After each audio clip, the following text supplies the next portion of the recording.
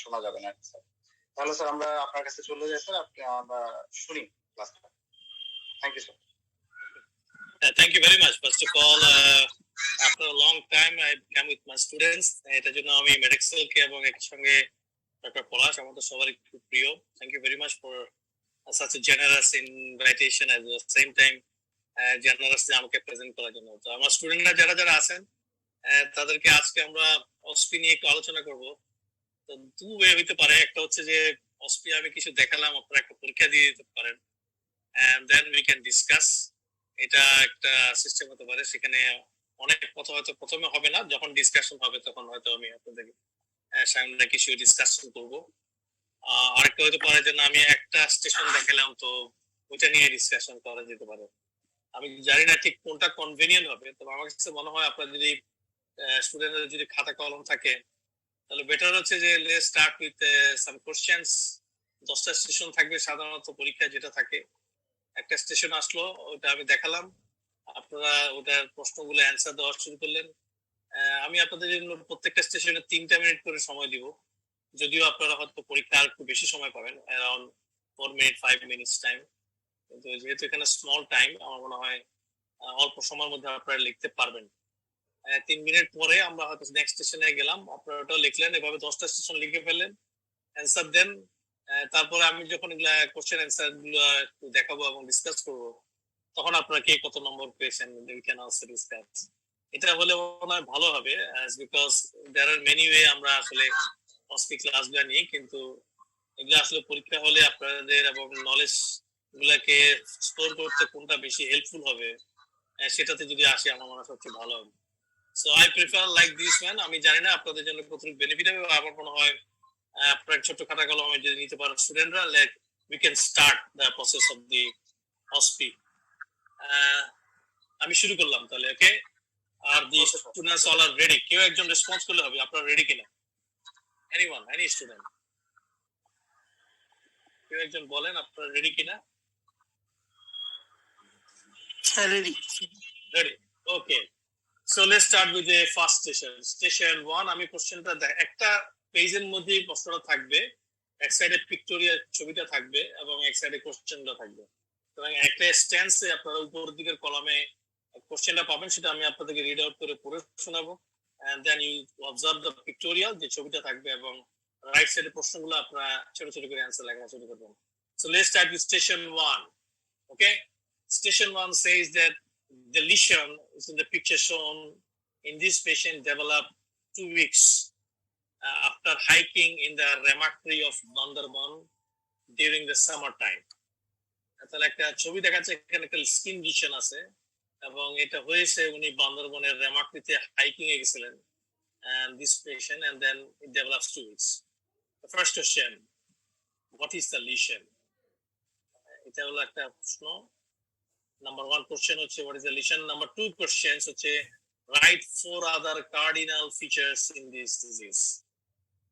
Write 4 other cardinal. Number 2. Number 3 হচ্ছে what is the underlying etiology of this disease. Number 4 question, write 2 important tests to diagnose the case. Last question, what is the treatment of choice in severe case? So time start now. 3 minutes time. After answer লেখা শুরু করুন।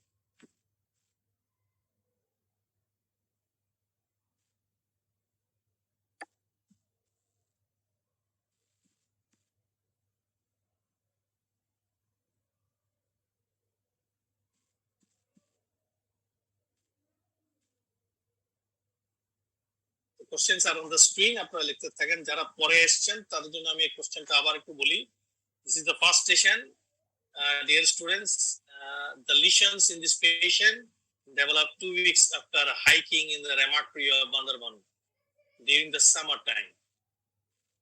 Number 1 question, একটা ছবি দেখানো হয়েছে, এই ছবিতে যে skin lesion, what is the lesion? Number 2, write 4 other cardinal feature in this disease. Number 3, what is the underlying etiology? Number 4, write 2 important tests to diagnose the case. And number 5 question, what is the treatment of choice in severe case?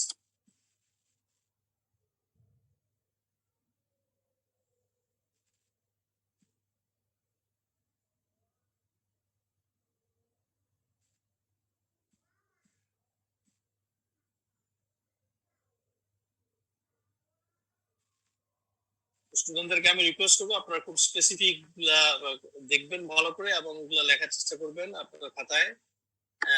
অ্যান্সারের যা script right সাইডে হয়তো number কলামটা খালি রাখেন, যখন আমরা discuss করবো তখন আপনারা নম্বর বসাবেন, তাহলে আপনাদেরকে জাজমেন্ট হবে আর কি।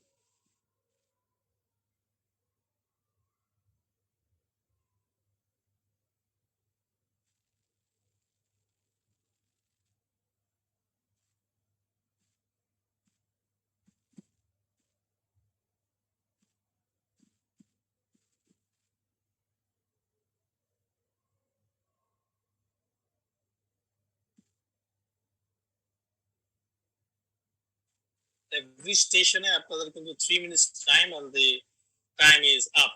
So আমরা এখন নেক্সট স্টেশনে চলে যাব। So let's go to the next station, station 2. So this is another picture আপনারা দেখতে পাচ্ছেন এবং কোশ্চেনটা হচ্ছে very simple. Time starts right now. আপনারা লিখতে পারেন the direct ophthalmoscopy done in this 40-year-old businessman who was found with impaired consciousness after having a party.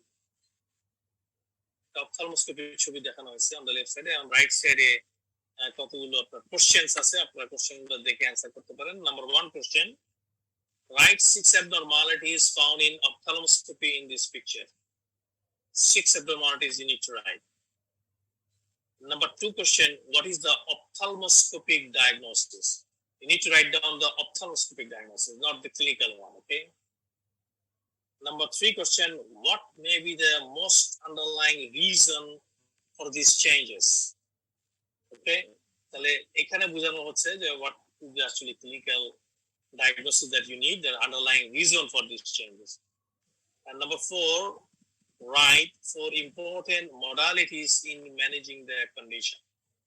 So it's a clinical condition that is mentioned, not the ophthalmoscopic condition. It's a clinical condition, 4 important modalities in managing the condition কিন্তু। So it's a clinical condition. তাহলে আপনি একটু বুঝার চেষ্টা করবেন আমি কি বুঝাইতে চেষ্টা করছি যে station 2 is a direct ophthalmoscopy done in this 40-year-old businessman who was found with impaired consciousness after having a party. The questions are on the right side. আমি মনে হয় সবাই দেখতে পাচ্ছেন, you should answer. You have 3 minutes.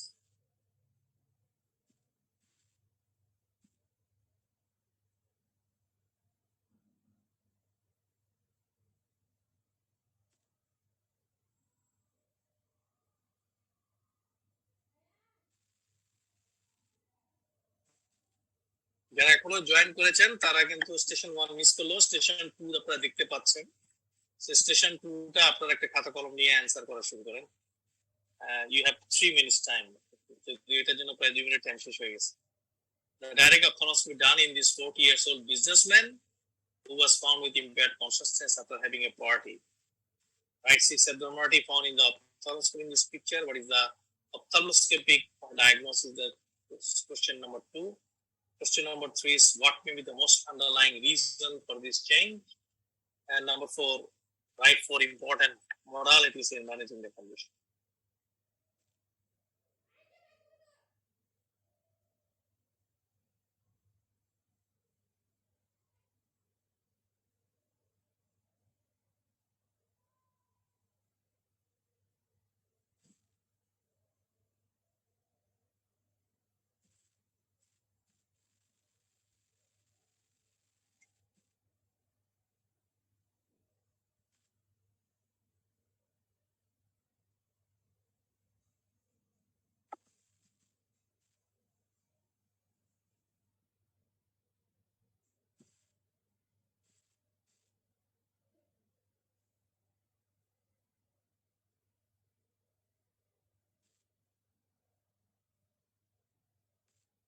So dear students, station 2, the time of 3 minutes is up.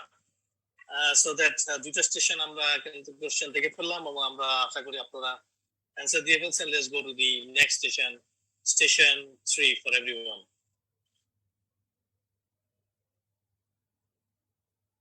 Station 3. So এটা একটা pictorial বুঝতেই পারছেন, this is a ECG tracing. The question is, time to start এখন থেকে. This ECG was recorded from an 80-year-old man who complained of breathlessness and ankle swelling, which had become slow worsen over the preceding few months. He had no chest pain and was on no treatment for the last few months. ECG tracing is given on the left side. The question is on the right side. There are 5 questions. Number 1 question, write 6 important ECG findings in this tracing. 6 important ECG findings. Number 2, what is the ECG diagnosis? You need to write the ECG diagnosis. Okay. Number 3, write 3 important causes of this change. So it indicates some conditions, clinical condition. Okay. Number 4 question, write 3 important drugs to relieve his symptoms. Remember, to relieve his symptoms. 3 important drugs. And number 5 question, what intervention is critical? So he passed the question and drew the answer like a pattern.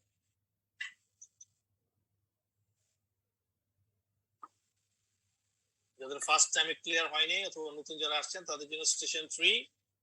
This is the ECG was recorded from an 80-year-old man who complained of breathlessness and ankle swelling, which had become slowly worse over the preceding few months. He had no chest pain and was on no treatment before. So write 6 important ECG findings in this tracing. What is the ECG diagnosis? Write 3 important causes of these changes. Number 4, write 3 important drugs to relieve his symptoms. And last of all, what intervention is critical? Number 5 question.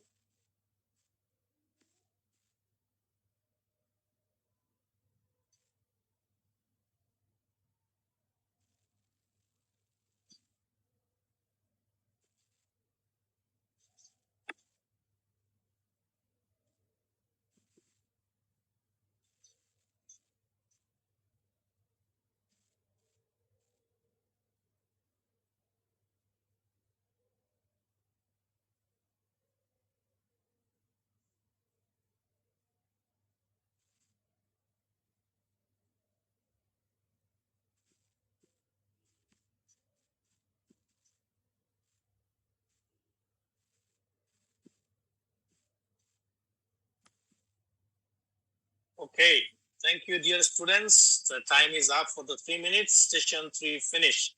So we can switch us over to the next station, station 4.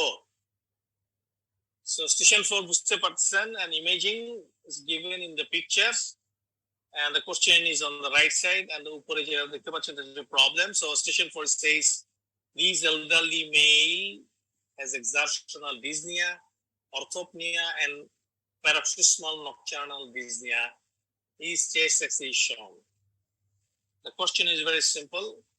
Write 6 important observation in this chest X-ray. Okay. Number 2 question, what is the radiological diagnosis? Number 3 question, what is the likely underlying causes of this complication? And number 4, write 4 important drugs that can be used in this condition.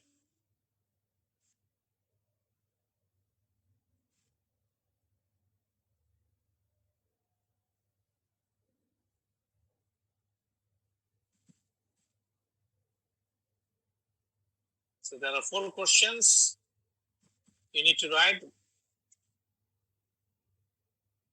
And for those who came late as well as not listened for the first time, শুনতে পার নাই তাদের জন্য আবার পড়ছি। Station 4, this elderly male has exertional dyspnea, orthopnea, and paroxysmal nocturnal dyspnea. So all kind of dyspnea is there. This chest is shown in the left side. On the right side, you have 4 questions. The first question, write 6 important observation in this chest X-ray. Number 2, what is the radiological diagnosis? Number 3, what is the likely underlying cause of this complication? And last of all, write for important drugs that can be used in this condition.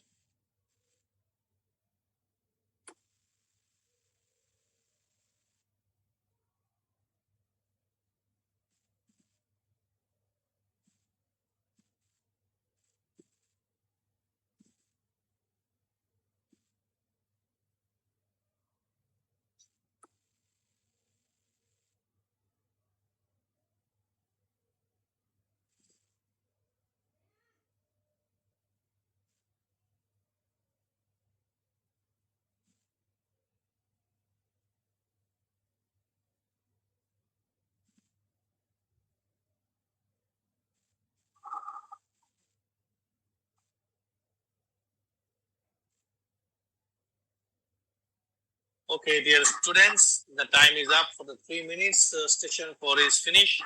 Now start the station 5. Station 5, you can see the problem on the edge. On the left side, there's a pictures. On the right side, there is some question. Station 5 says a young lady presented with fever, diffuse erythematous rash and diarrhea. She was having barrier contraceptive for contraception. This picture is showing her hand. So you can see the picture showing her hand. And the question is on the side, the right side. Number 1 question writes 6 important observations that one needs to check for diagnosis beside what has been mentioned. Again, the question number 1, write 6 important observations that one needs to check for diagnosis beside what has been mentioned. Mention করা হয়েছে কি fever, diffuse erythematous rash, diarrhea, barrier contraceptive and hand. Okay, so you need to write the observation that beside what has been mentioned. Number 2 question, what is the likely diagnosis? Number 3, write 2 important clinical prognostic factors. And number 4, write 4 important management options in these conditions. So management options, okay, not the detailing of everything, it's the options, remember.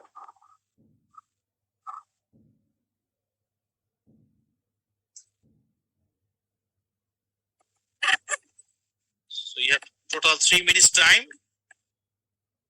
to answer these 4 questions. যাদের বুঝতে সমস্যা হয়েছে আবারও পড়ি, the young lady presented with a fever, diffuse erythematous rash and diarrhea. She was having barrier contraceptive for contraception. This picture is showing her hand. You can easily see the picture is very clear cut. And the question is write 6 important observations that one need to check for diagnosis beside what has been mentioned. So don't write down the feature that has been mentioned. What is the likely diagnosis?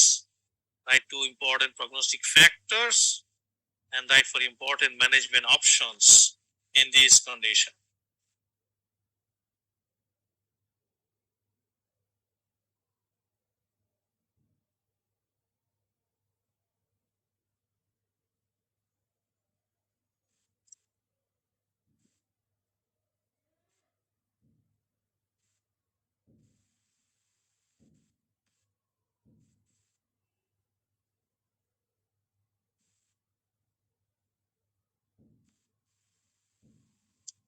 Okay, dear students, the 3 minutes is gone. Whenever something is gone, the other station started.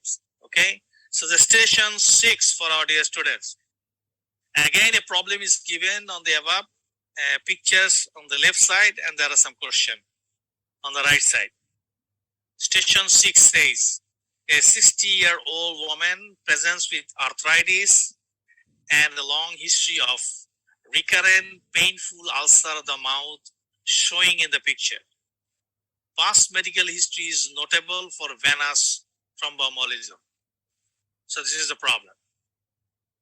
The pictures in the left side and on the right side says there are 4 questions. Number 1 question, write 6 other clinical manifestations that you need to check beside what has been mentioned. Number 2, what is the most likely diagnosis? Number 3, write 4 types of findings in chest X-ray in these clinical conditions. Number 4, write 2 modality of treatment. Modality of treatment, remember.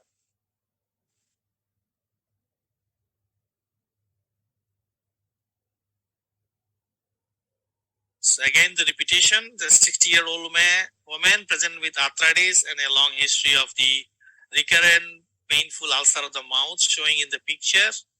Past medical history is notable for venous thromboembolism.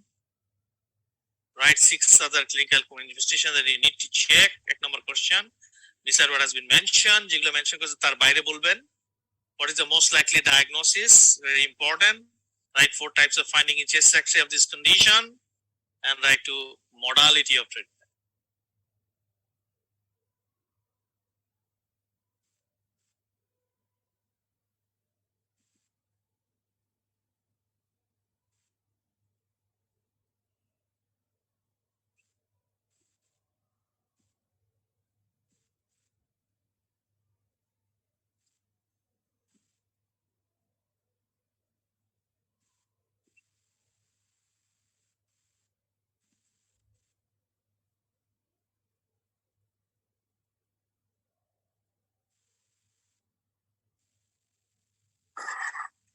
Okay, dear student, the time is up.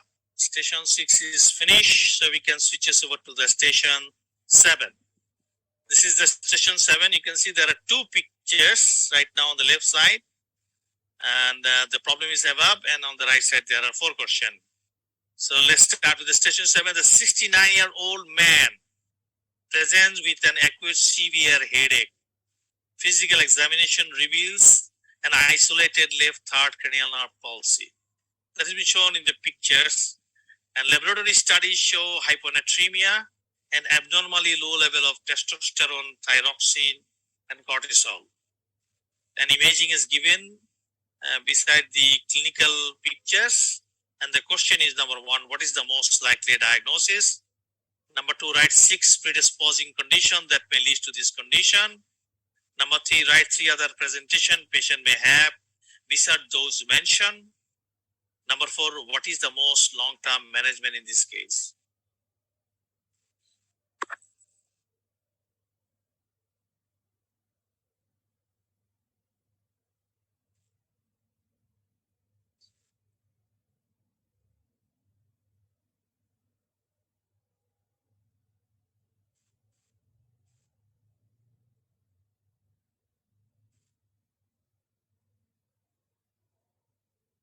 So again, the repetition of the question of station 7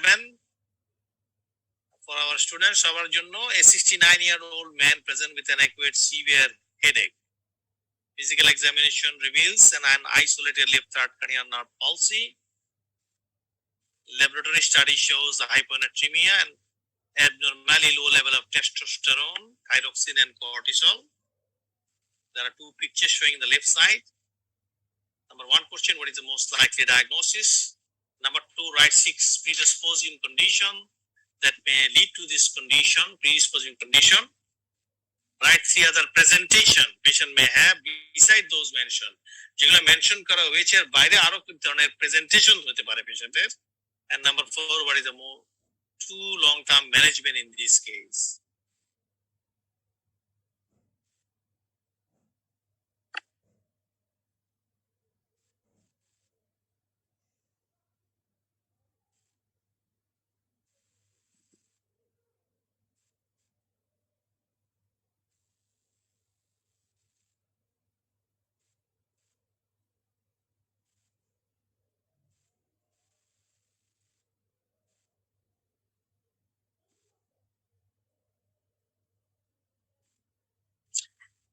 Okay, dear students, the time is up. So the station 7 time 3 minutes is over.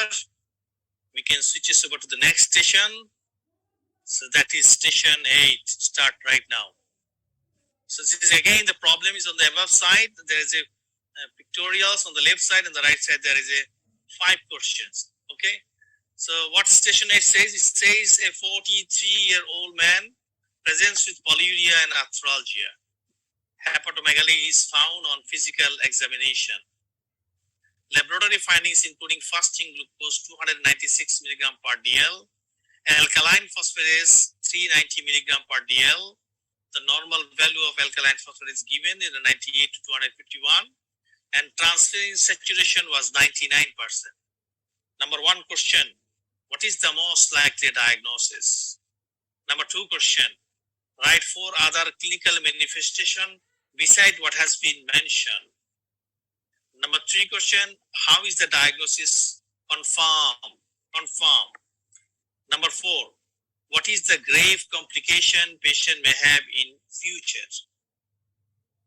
And last question, write to modality of treatment option for underlying cause. The modality of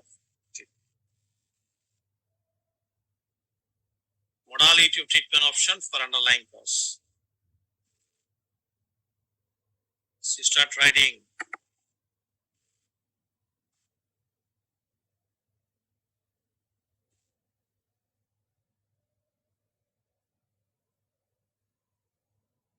So again, for clarification of our students, the station 8 says a 43-year-old man present with polyuria and arthralgia. Hepatomegaly is found on physical examination. Laboratory findings including the fasting glucose 296, alkaline phosphatase 390 mg per dl, and transferrin saturation 99%. The question is, what is the most likely diagnosis? Number two question, write 4 other clinical manifestation beside what has been mentioned. Number three, how is the diagnosis confirmed? Number four, what is the grave complication patient may have in future? And last question is, write to modality of treatment option for underlying cause.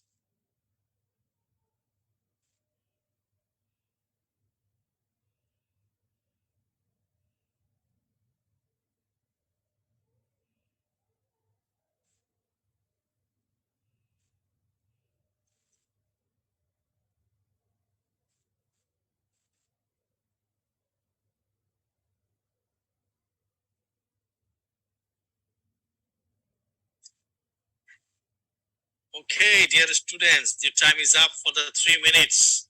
So let's focus on the next station, station 9. Again, the problem is above. There is a left-sided, the image, and on the right side there are 4 questions. Station 9 says a 65-year-old man presents with fatigue, right flank pain, and ankle edema. Laboratory studies show increased liver enzyme values and microscopic hematuria. An abdominal CT scan is done and shown below. The question, what is the most likely diagnosis? Number 2, write important 6 risk factors for these conditions beside those mentioned. Number 3, what is the reason of increased liver enzyme? And number 4, what is the best treatment option?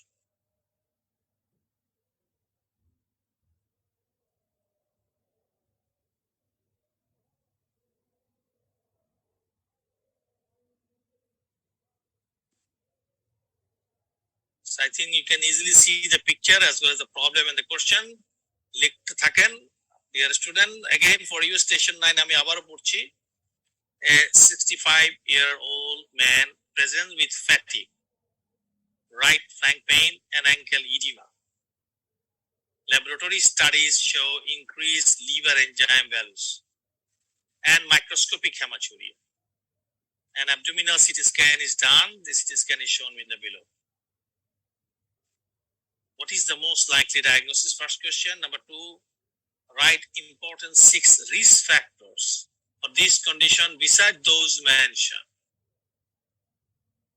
Number 3, what is the reason of increased liver enzyme? And number 4, what is the best treatment option?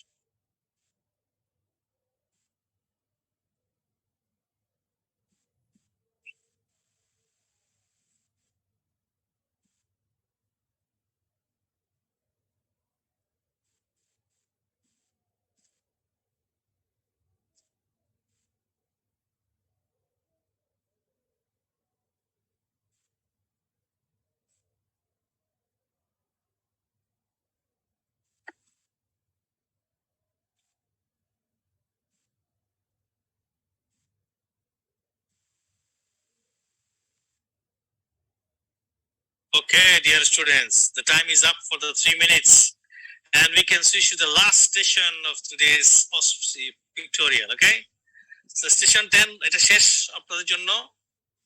There is a pictures as well as the problem on the right side. There is a 5 question.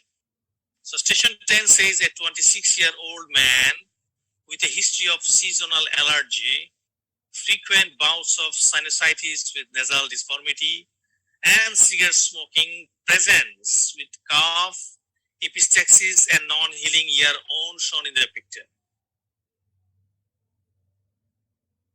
The picture is shown on the left side. The right side, there are 5 questions. Number 1, what is the most likely diagnosis?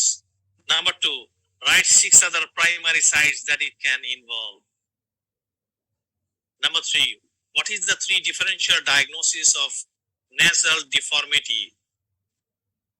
Number 4, what specific tests can confirm the disease? And last of all, write to modality of treatment. Modality of treatment, remember. Again, I'm going to read down the last one because this is the last one. And it says that 26-year-old man with a history of seasonal allergy, frequent bouts of sinusitis with nasal deformity, and cigarette smoking, present with cough, epistaxis, and non-healing ear own shown in the picture. There are 5 questions on the right side. Number 1, what is the most likely diagnosis?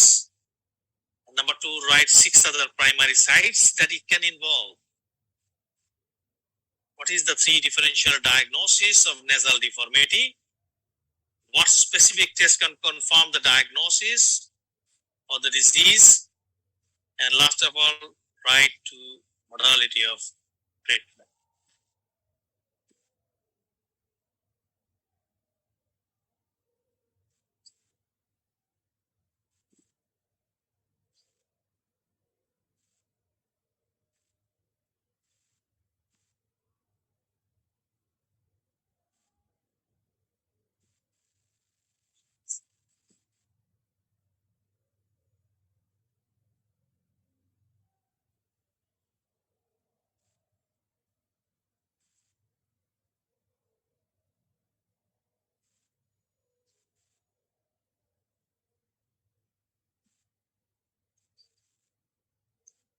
Okay, dear students, the time is up and the examination is finished, so we can stop the sharing.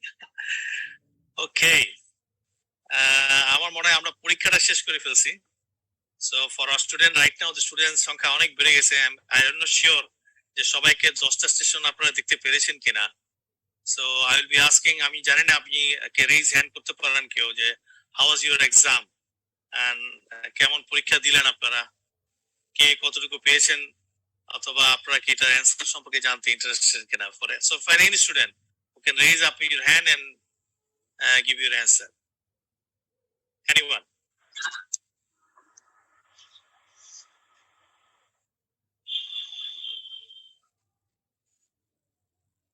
কেউ একজন হাত তুলে feedback দেন। কেউ একজন বলেন, নাকি কারো কোনো বক্তব্য নাই? এনিওয়ান? ডায়াগনোসিস গুলো তো স্যার বোঝা যায় স্যার, কিন্তু সমস্যা হচ্ছে অ্যানসারিংটা একটু ট্রিকি আমার মনে হয়, কারণ এখানে যে অপশন গুলো ছিল যে you have to mention some other points regarding points already given, তো ওইগুলা আজকে গিয়ে মানে কিছু ছবিতে কিছু পয়েন্টস ছিল, কোশ্চেনের মধ্যে কিছু পয়েন্টস ছিল, তো ওগুলা বাদ দিয়ে অনেক পয়েন্টস খুঁজে পেতে একটু সমস্যা হয়েছে যে বাদ বাকি কোন পয়েন্টস গুলো আছে। তো ডায়াগনোসিস আমার মনে হয় স্যার যে মানে হয়তো বোঝা যায়, কিন্তু অ্যানসারিং করতে গেলে বোঝা যায় যে পয়েন্টস খুঁজে পেতে কষ্ট হয় আর কি একটু। ওকে, ভেরি গুড। এখানে OSPEর কতগুলো প্রিন্সিপাল আমি বলি আপনাদেরকে। একটা হচ্ছে আপনারা অনেকে পরীক্ষা দিবেন, একটা হচ্ছে যে যখন কোনো পিক্টোরিয়াল দেওয়া হয়, it may be a tracing, it may be an X-ray imaging, OSPEর প্রিন্সিপাল হচ্ছে are you understand that imaging or not, আপনি কি এটা বুঝে ফেলতে পারলেন কিনা, দিস ইজ দ্য প্রিন্সিপাল। এই জন্য যখন কোনো কোশ্চেন থাকবে যে ইসিজি ট্রেসিং এ মনে করেন অথবা এক্স-রেতে there are 6 or 7 or something else, বুঝবেন যে এটাই আপনার মূল জায়গাটা। So can you identify those findings or not? This is the important, and that can give you a complete pass. Most of the marks গুলো কিন্তু ওখানেই থাকবে। এবং বলা আছে যে একটা মডালিটিতেই আসলে OSPE কে থাকার জন্য, অর্থাৎ আপনি ইসিজি ট্রেসিং থেকে বুঝে ফেলতে পারলেন কিনা এটা আসলে কিসের research. That's why the OSPE says this depth of information, at the same time আপনি জাজমেন্ট করতে পারলেন কিনা যে জিনিসটা আপনি দেখতেছেন। এটা আপনারা খেয়াল করবেন, এই জন্য দেখবেন অনেকগুলো কোশ্চেনে কিন্তু আমি রেখেছি দেখেন 6, 7 or maybe very high number, মানে most of the points are actually over there. So এটাকে আপনাকে ফোকাস করতে হবে যে আসলে আমরা একটু পেয়ে গেছি কিনা। এখন কথা হচ্ছে আমি যখন একটা প্রবলেম দিলাম, ওই প্রবলেমের মধ্যে তো কতগুলো ক্লু থাকে, তাহলে ওই ক্লু গুলাই যদি আবার অ্যান্সারে চাওয়া হয় তাহলে তো হবে না, this is not going to be possible, কারণ এটা তো দেওয়া হয়েছে আপনাকে। যেমন যদি বলা হয় এ 65-year woman, তাহলে আপনি বেসিক্যালি দুইটা রিস্ক ফ্যাক্টর বুঝে ফেলছেন, একটা ওমেন একটা রিস্ক ফ্যাক্টর, একটা হলো 65-year woman, রাইট? তাহলে এইজ এবং সেক্স দুইটাকে as a part of risk factor হিসেবে বলে দেওয়া হয়েছে। এখন যদি বলে you need to say other 5 risk factor, তাহলে এই দুইটার বাইরে আপনাকে কিছু বলতে হবে রিলেভেন্ট টু দ্য ডায়াগনোসিস।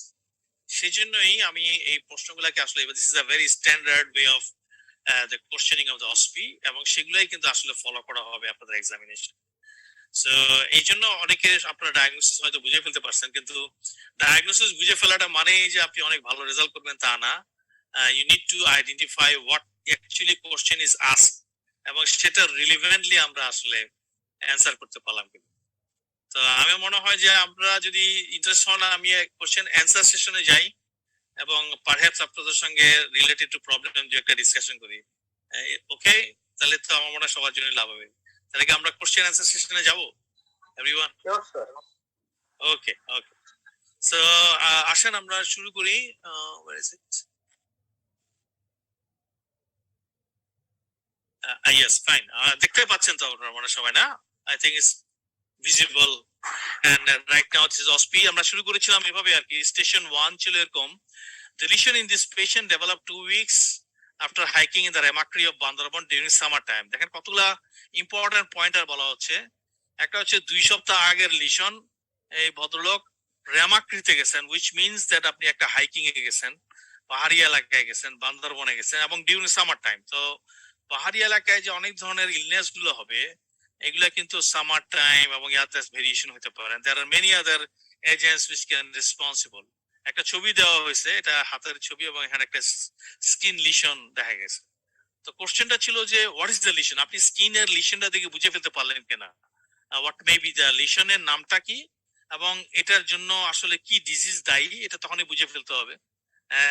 তারপরে কোশ্চেনটা হচ্ছে দেখেন for other cardinal feature, skin ছাড়া অন্য কোন জায়গায় কি কি বড় গুরুত্বপূর্ণ সমস্যা সে করতেছে, and what is the underlying aetiology, তার মানে এটা কে দায়ী, কে সেটা জানতে চাওয়া হচ্ছে, কি টেস্ট করে আপনি তাকে ডায়াগনোসিস করবেন বেসিক্যালি, এবং what is the treatment of choice in severe case. তাহলে আমি শুধু প্রথমেই বলি আপনারা কি বুঝতে পারলেন কিনা স্কিন লিশনটা কি, এটা যে কোনো একজন অ্যান্সার করেন, তারপর আমি ডিসকাস করি। তাসনুবা রেজ হ্যান্ড, তাসনুবা বলেন। আসসালামু আলাইকুম স্যার। হ্যাঁ তাসনুবা বলেন। Skin lesion erythema chronicum migrans. Excellent, I think absolutely correct. This is the erythema chronicum migrans, যেটা বুঝতে হবে যে skin lesion is a geographical very defined margin with swelling. Defined margin will be raised up and the central will be clearing. The map like lesion যেগুলো আপনার erythema chronicum migrans এ পাওয়া যাবে, এটা migrate করবে, that's the reason it's called migraines. and মাইগ্রেশনটা আপনি corresponding স্কিনে হতে পারে, যেমন এখানে দেখানো হয়েছে। এই মাইগ্রেশনটা কিন্তু লিমস ছাড়া ট্রাঙ্কে হয়ে যেতে পারে, specially in the buttock, and may also in the lower limbs. So erythema chronicum migrans হয়ে থাকলে বুঝেই ফেলতে পারছেন this is concern with the Lyme disease, right? তাহলে অ্যান্সার হচ্ছে ইরাথেমা ক্রনিকাম মাইগ্রেন্স। নেক্সট কোশ্চেনটা বলা হয়েছে ফর আর কার্ডিনাল ফিচার, ফিচার জানতে চাওয়া হয়েছে। তার মানে আপনাকে ডায়াগনোসিস আপনি বুঝে গেছেন, এটা বুঝি, কারণ ইরাথেমা ক্রনিকাম মাইগ্রেন্স মানে তো আপনি বুঝিয়ে ফেলতে পারলেন এটা আসলে লাইম ডিজিজ বুঝাচ্ছি। কিন্তু কার্ডিনাল ফিচারের ভিতরে আপনি দেখবেন তাদের বেসিক্যালি চারটা অর্গানকে বেশি ইনভলভমেন্ট করে। একটা হচ্ছে নন স্পেসিফিক সিস্টেমিক, যেটার ফিচার থাকবে ফিভার, লিম্ফাডেনোপ্যাথি অথবা meningism. Number 2 carditis. Number 3 neurological manifestation দিয়েও বলতে পারেন। আর যদি কেউ বলে যে স্যার আমি ক্রেনিয়াল নার্ভ পলসি লিখবো, I think that will be also correct. কেউ যদি স্পেসিফিক্যালি 7 নার্ভ লেখেন সেও ভুল হবে না, কিন্তু 7 নার্ভ ছাড়াও আদার ক্রেনিয়াল নার্ভ কিন্তু পালসি হতে পারে এবং আদার নিউরোলজিক্যাল ম্যানিফেস্টেশন গুলো কিন্তু থাকতে পারে। সেই জন্য আপনি যদি ব্রড হেডিং এ লেখেন তাহলে ভালো। আর আর্থ্রাইটিস, সো 4 এর জন্য 4 নম্বর। অবভিয়াসলি 3rd নম্বর কোশ্চেন ছিল যে what is underlying etiology, that is the Borrelia burgdorferi. And number 4 হচ্ছে ডায়াগনস্টিক দুইটা টেস্টের কথা বলা হয়েছে। আমি আপনাদেরকে বলি, একটা হচ্ছে যে serology is a obvious diagnosis for the Borrelia burgdorferi. এখন এর পূর্বে আপনার যেসব টেস্ট গুলো অনেক বেশি অবভিয়াস ছিল, এটা হচ্ছে যে এনজাইম ইমিউনো অ্যাসে করা অথবা আপনি কোনো ইমিউনোফ্লোরেসেন্স অ্যাসেসমেন্ট করবেন। যদি সেটা ফার্স্ট টায়ারের টেস্ট হয় তখন সেকেন্ড টেস্ট বলা হয়েছিল যদি এটা আপনার পজিটিভ অথবা আপনি বর্ডার লাইন করেন টেস্টে, you do for the western blot. কিন্তু এখনকার সময় আরো বেশি আপডেটিং ইনভেস্টিগেশন চলে আসাতে ওরা বলছে যে ELISA through the C6 peptide আছে, এই C6 পেপটাইড যদি আপনি পজিটিভ পান, you do not need to do for any western blot test, but even if you want to make a more confirmation, there are PCR for Baghdad ferry. The PCR test can not be done in the blood, can also be done in the part of the CSF, can also be done in the synovial fluid. So you can see, you can make a diagnosis by 2 tests, like positive ELISA as well as PCR for Borrelia burgdorferi.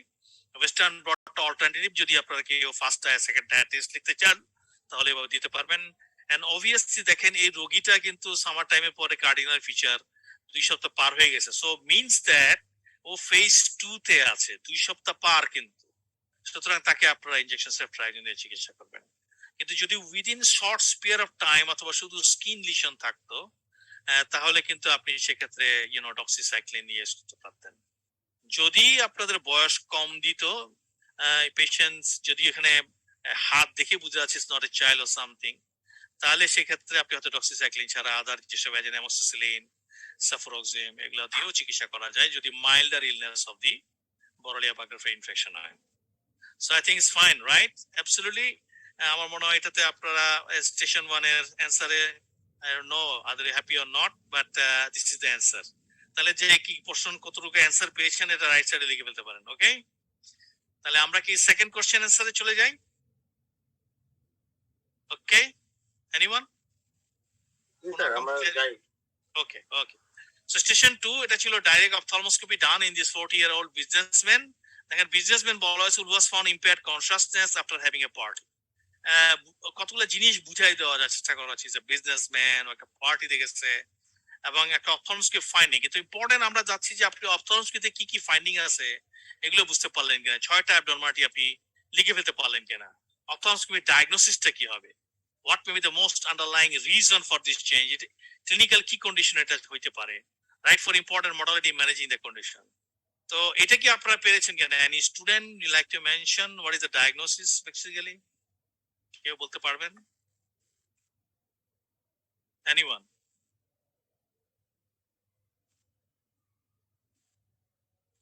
Any student? কেউ answer করতে চাইলে হাত তুলেন বা unmute করে বলেন।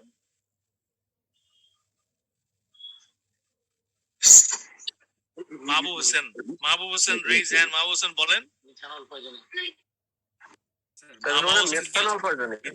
Methanol poisoning, most likely. Absolutely, I think you're correct. You're correct. Mostly যারা আছেন তারা কারেক্ট এবং অ্যানসার গুলো দেখেন তাহলে আপনি বুঝতে পারবেন। আমরা কিন্তু 6টা অপথলমোস্কোপি ফাইন্ডিং এর কথা বলছি, কিন্তু মিথানল পয়জনিং এর জন্য আপনি নম্বর হতে 1 পাবেন আর কি। কিন্তু কোশ্চেন গুলো হচ্ছে 6টা ফাইন্ডিং কি কি। একটা হলো দেখেন there are dilatation of the retinal artery and vein of the optic nerve disc. It has been obviously seen. এই ডাইলেটেশনটাকে আপনি লিখেছেন কিনা এটা আমরা দেখতে চাই।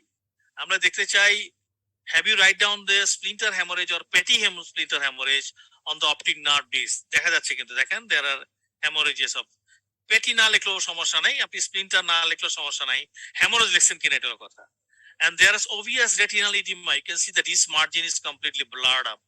তাহলে এটাকে মেনশন করতে হবে third finding. Number 4th finding optic nerve disc has blood margin. Oedema অনেক ভাবে আপনি এক্সপ্লেইন করতে পারবেন, নাম্বার অফ ব্লাড ভেসেল দিকেও এক্সপ্লেইন করা যায়। Blood margin number 4।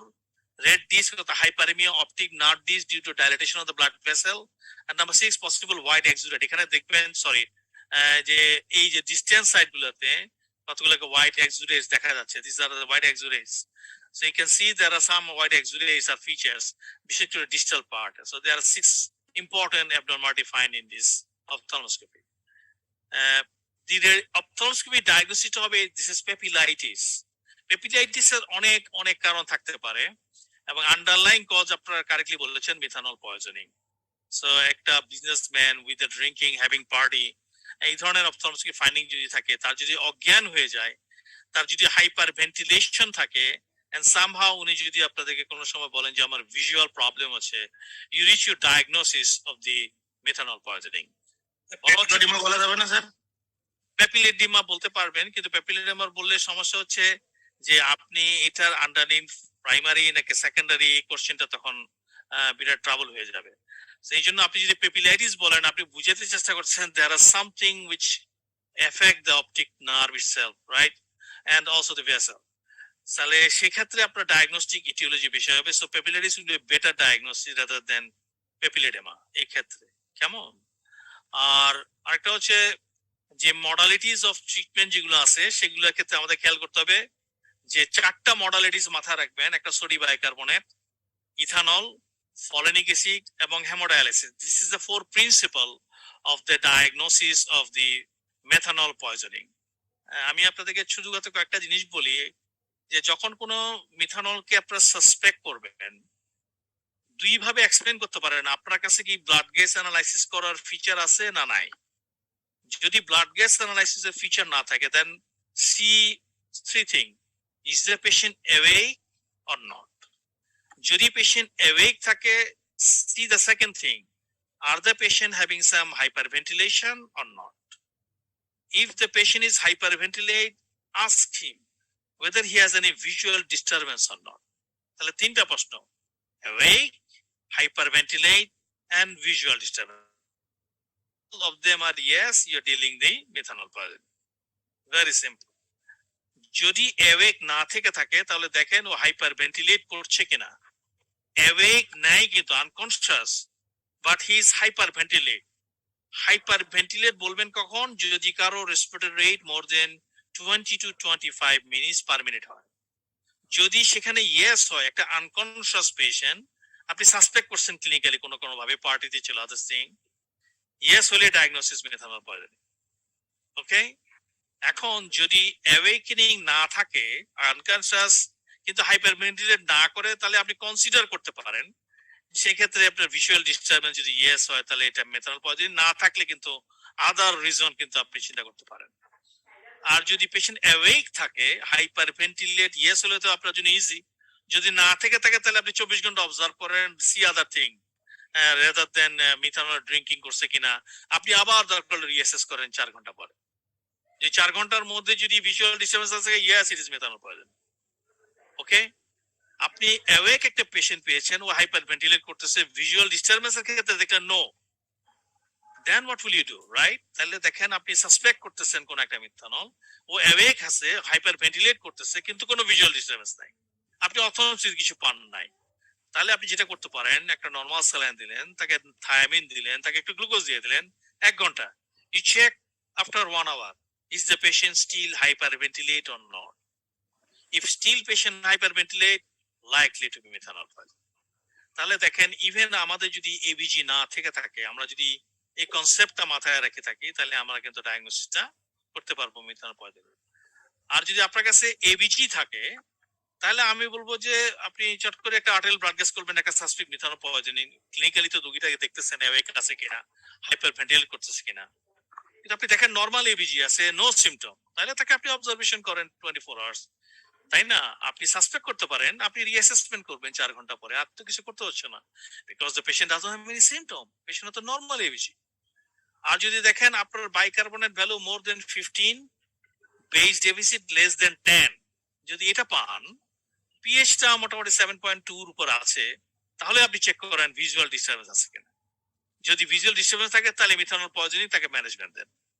কিন্তু যদি কারো বাইকার্বনেট 15 নিচে থাকে, অথবা যদি বেস ডেফিসিট 15 বেশি থাকে, অথবা 10 বেশি থাকে, পিএইচ যদি 7.2 এর নিচে নেমে যায়, তাহলে কিন্তু আপনাকে তাকে খুব তাড়াতাড়ি চিকিৎসা দিতে হবে for the methanol poisoning, because পেশেন্টটা গ্রেভ হয়ে যাবে।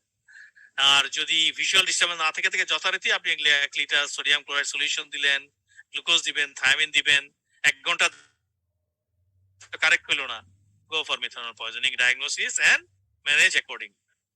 আরেকটা হচ্ছে ABCDE টা ম্যানেজ করবেন। A for antidote, B for bicarbonate, C for folinic acid, D for dialysis, E for intubation endotracheal। তাহলে ABCD টা রাখতে পারে যদি সিভিয়ার কেস হয়ে থাকে। কেমন? ABCD থাকলে আপনার মাথা থাকলে যখন আপনি অ্যান্টিডোট দিবেন, দ্য বেস্ট অ্যান্টিডোট হচ্ছে ফর্মেপিজল। যদি সেটা না থাকে তাহলে আমরা ইথানল দেব।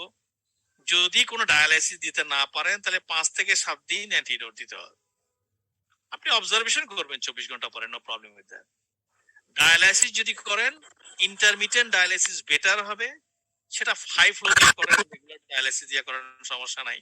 কন্টিনিউয়াস ডায়ালিসিস দিলে 18 ঘন্টা দিতে হইতে পারে।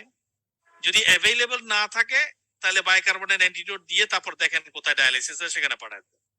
যদি এগুলো কিছু না থাকে, পেরিটোনিয়াল ডায়ালিসিস সেটাই দেন 48 ঘন্টা। কেমন? তাহলে এটা খুব ইম্পর্টেন্ট যে পেশেন্টকে স্টেবিলাইজ করে বাইকার্বনেট অ্যান্টিডোট দেওয়া এবং ডায়ালিসিসে পাঠানো। ইথানলের জন্য আমি আপনাদেরকে একটা ক্লু দিয়ে দিই যে 5% ইথানল, 10% ইথানল, 20% ইথানল, 40% ইথানল এভাবে আছে। আপনি ইনফিউশন রেট গুলাকে 5% হলে 2 ml পার কেজি পার আওয়ার দিবেন, কিন্তু 10% দিলে এটার অর্ধেক করে ফেলবেন 1 ml পার কেজি। 20% ইথানল দিলে তার অর্ধেক করে ফেলবেন 0.5 ml। যদি 40% দেন তার অর্ধেক করে ফেলবেন 0.25 ml। তাহলে লোডিং ডোজ 5% ইথানল যদি 15 ml পার কেজি দেন, 10% ইথানল দেবেন 7.5, 20% ইথানল দিবেন 4 ml পার কেজি, 40% ইথানল দিলেন 2 ml পার কেজি, মানে এটা কমে কমে আসবে। কেমন? তো এটা ভেরি ইজি। যখন আপনি লোডিং ডোজ শুধু ইথানল দিয়ে দিচ্ছেন, আপনাকে খালি খেয়াল করতে হবে 5% ইথানল। আমাদের বাংলাদেশে যে ইথানল যেগুলো পাওয়া যায় এগুলো সাধারণত মনে রাখবেন, বিয়ার মানে 5%, স্পিরিট মানে 10% এর অ্যাবাভ, 40% মানে আপনার জিন, ভদকা এগুলা। হায়ার পার্সেন্ট দিতে পারেন কিন্তু সেক্ষেত্রে ডাইলিউশন লাগবে। কেমন? আর যদি ফোমেপিজল অ্যাভেলেবল নাই, যদি থাকে তাহলে 15 ml পার কেজি লোডিং ডোজ দিবেন, তারপরে আপনার 10 ml পার কেজি এভাবে কয়েকটা ডোজ দিবেন 4টা, তারপর আবার 15 ml পার কেজি পার আওয়ার করে দিবেন। কেমন?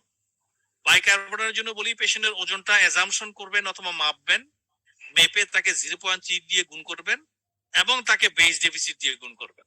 মানে আমি উদাহরণ দিই, মনে করেন কোনোটার বেস ডেফিসিট 30 হয়ে গেছে, আপনি চিন্তা করছেন এই রোগীটা প্রায় 70 কেজি, 70 ইন্টু 30 ইন্টু 0.3, তাহলে এটা অ্যামাউন্ট অফ কতটুকু বাইকার্বনেট লাগবে আপনাকে বুঝাই দিই। অর্থাৎ ধরুন 0.3 ইন্টু 70 30 মানে 630 মিলিমোল হবে।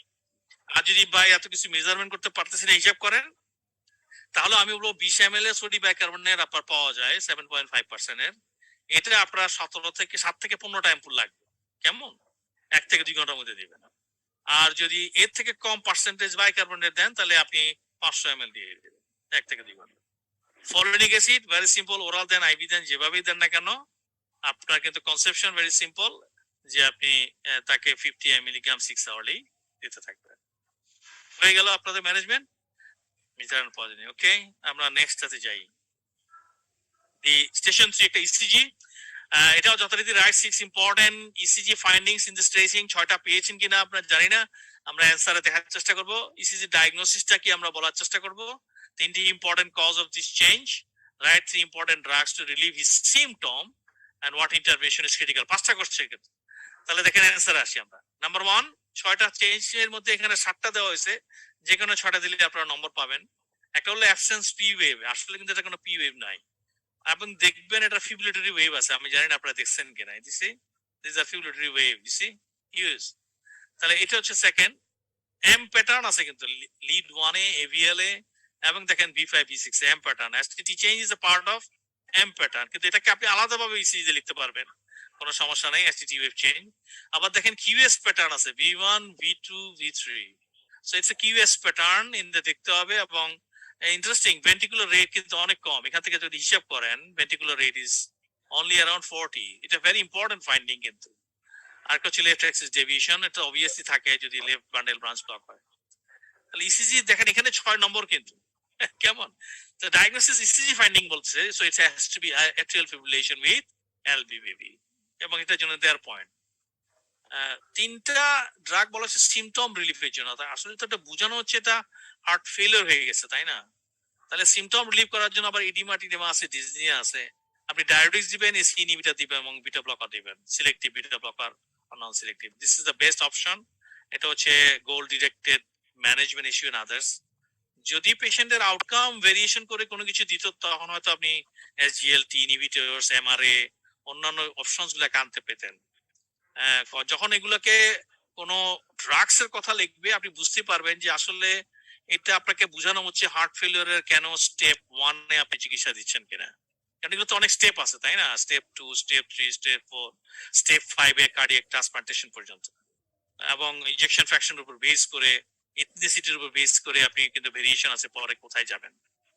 কিন্তু ইম্পর্টেন্ট হচ্ছে তার অ্যাট্রিয়াল ফিব্রিলেশন, হার্ট রেট মাত্র 40 এবং এলবিবিবি, তাহলে দেখেন তার তো কমপ্লিট ব্লক এবং সেখানে কন্ডাকশন ব্লক আছে। সুতরাং মোস্ট ইম্পর্টেন্ট ইন্টারভেনশন ক্রিটিক্যাল হবে তার পার্মানেন্ট পেসমেকার, রাইট? সো এই জন্য ওটাই চাচ্ছে যে ক্রিটিক্যাল কোনটা জায়গা থাকলে তার জন্য লাইফ সেভ হবে। তার আন্ডারনিতে এটিওলজি থাকতে পারে অনেক কিছু, কিন্তু ইম্পর্টেন্ট পয়েন্ট হচ্ছে আপনি তাকে পার্মানেন্ট পেসমেকার জন্য দিয়েছেন। দুইজন পার্টিসিপেন্ট হাত তুলেছেন, can you ask your question please? Doctor Rifat বলেন। The underlying condition of this disease. Sorry? Question is, sir. Underlying condition, 3 underlying condition of this disease. So, underlying cause, what is the EC diagnosis? Right, the important causes of these changes. আচ্ছা আচ্ছা, ওইটাকে আমরা mention করি না। Yes yes, very right, very right. এটা আমি এখানে answer লিখতে ভুলে গেছি। সো ডেফিনেটলি এখানে ক্ষেত্রে আপনার ইসকেমিক হার্ট ডিজিজ নাম্বার 1 এ আসবে, কোনো সন্দেহ নাই, বিকজ এটা 80 ইয়ার ওল্ড। কিন্তু সেকেন্ড ইস্যু হচ্ছে যে আপনি যেহেতু এটা valvular disease of aortic stenosis can causes all time the M pattern of the LVBB, এবং তাদের ক্ষেত্রে কিন্তু একটা রিলেশন হতে পারে, এটা আসবে। থার্ড হচ্ছে যে cardiomyopathy. I am sorry that আমি এটার অ্যান্সারটা এখানে লিখতে ভুলে গেছি, আই এম রিয়েলি সরি। কিন্তু this 3 is the important cause, one is the ischemic heart disease, number 2 is aortic stenosis, number 3 will be cardiomyopathy. কেমন? আর বাকিগুলো অ্যান্সার গুলো আপনারা পেয়েছেন আশা করি। ওকে,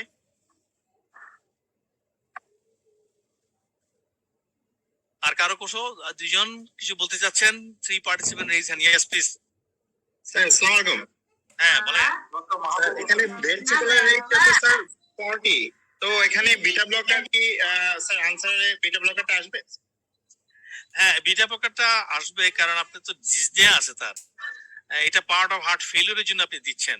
যদিও এটা 40 আছে, আপনি তো ইন্টারভেনশন ক্রিটিক্যাল, ওই সময় তো আপনি একটা টেম্পোরারি পেসমেকার করলেন, পরে হয়তো পার্মানেন্টে গেলেন, কিন্তু আপনার তো তার সিমটম রিলিফ করতে হবে। এই জিনিসগুলো আপনি কিভাবে কমাবেন? গোল ডিরেক্টেড যেগুলো আছে সেগুলোর ভিতর কিন্তু আপনাকে 3টা ডাকবে। না, তার ইম্পর্টেন্ট পয়েন্ট হচ্ছে যে এখানে ভেন্ট্রিকুলার স্যার রেটটা কমে গিয়ে আরো স্যার হিমোডাইনামিক জিওপারডাইজ হতে পারে নাকি না? না না, আপনি কনজেস্টিভ হার্ট ফেলিওরে যে গোল ডিরেক্টেড বিটা ব্লকার গুলো ইউজ করেন, এগুলো তো রেট কমাবে না। You are not giving any non selective beta blocker. আপনি দিচ্ছেন কোনগুলো? মেটোপ্রোলল, যেগুলো ইন্টেনসিভ সিম্প্যাথি মায়োমেটিক অ্যাক্টিভিটি আছে। ইন্টেনসিভ সিম্প্যাথি মায়োমেটিক অ্যাক্টিভিটি তো আপনার হার্ট রেট কমাবে না, right? So that's the reason why congestive heart ফেলিওরে দেখবেন ইন প্রিন্সিপালে আপনাকে বলা আছে যে গোল ডিরেক্টেড বিটা ব্লকার গুলো দেওয়া, নন সিলেক্টিভ না, কিন্তু you need to give the beta blocker which are selective. এবং এসি ইনহিবিটর অলওয়েজ লিখবেন।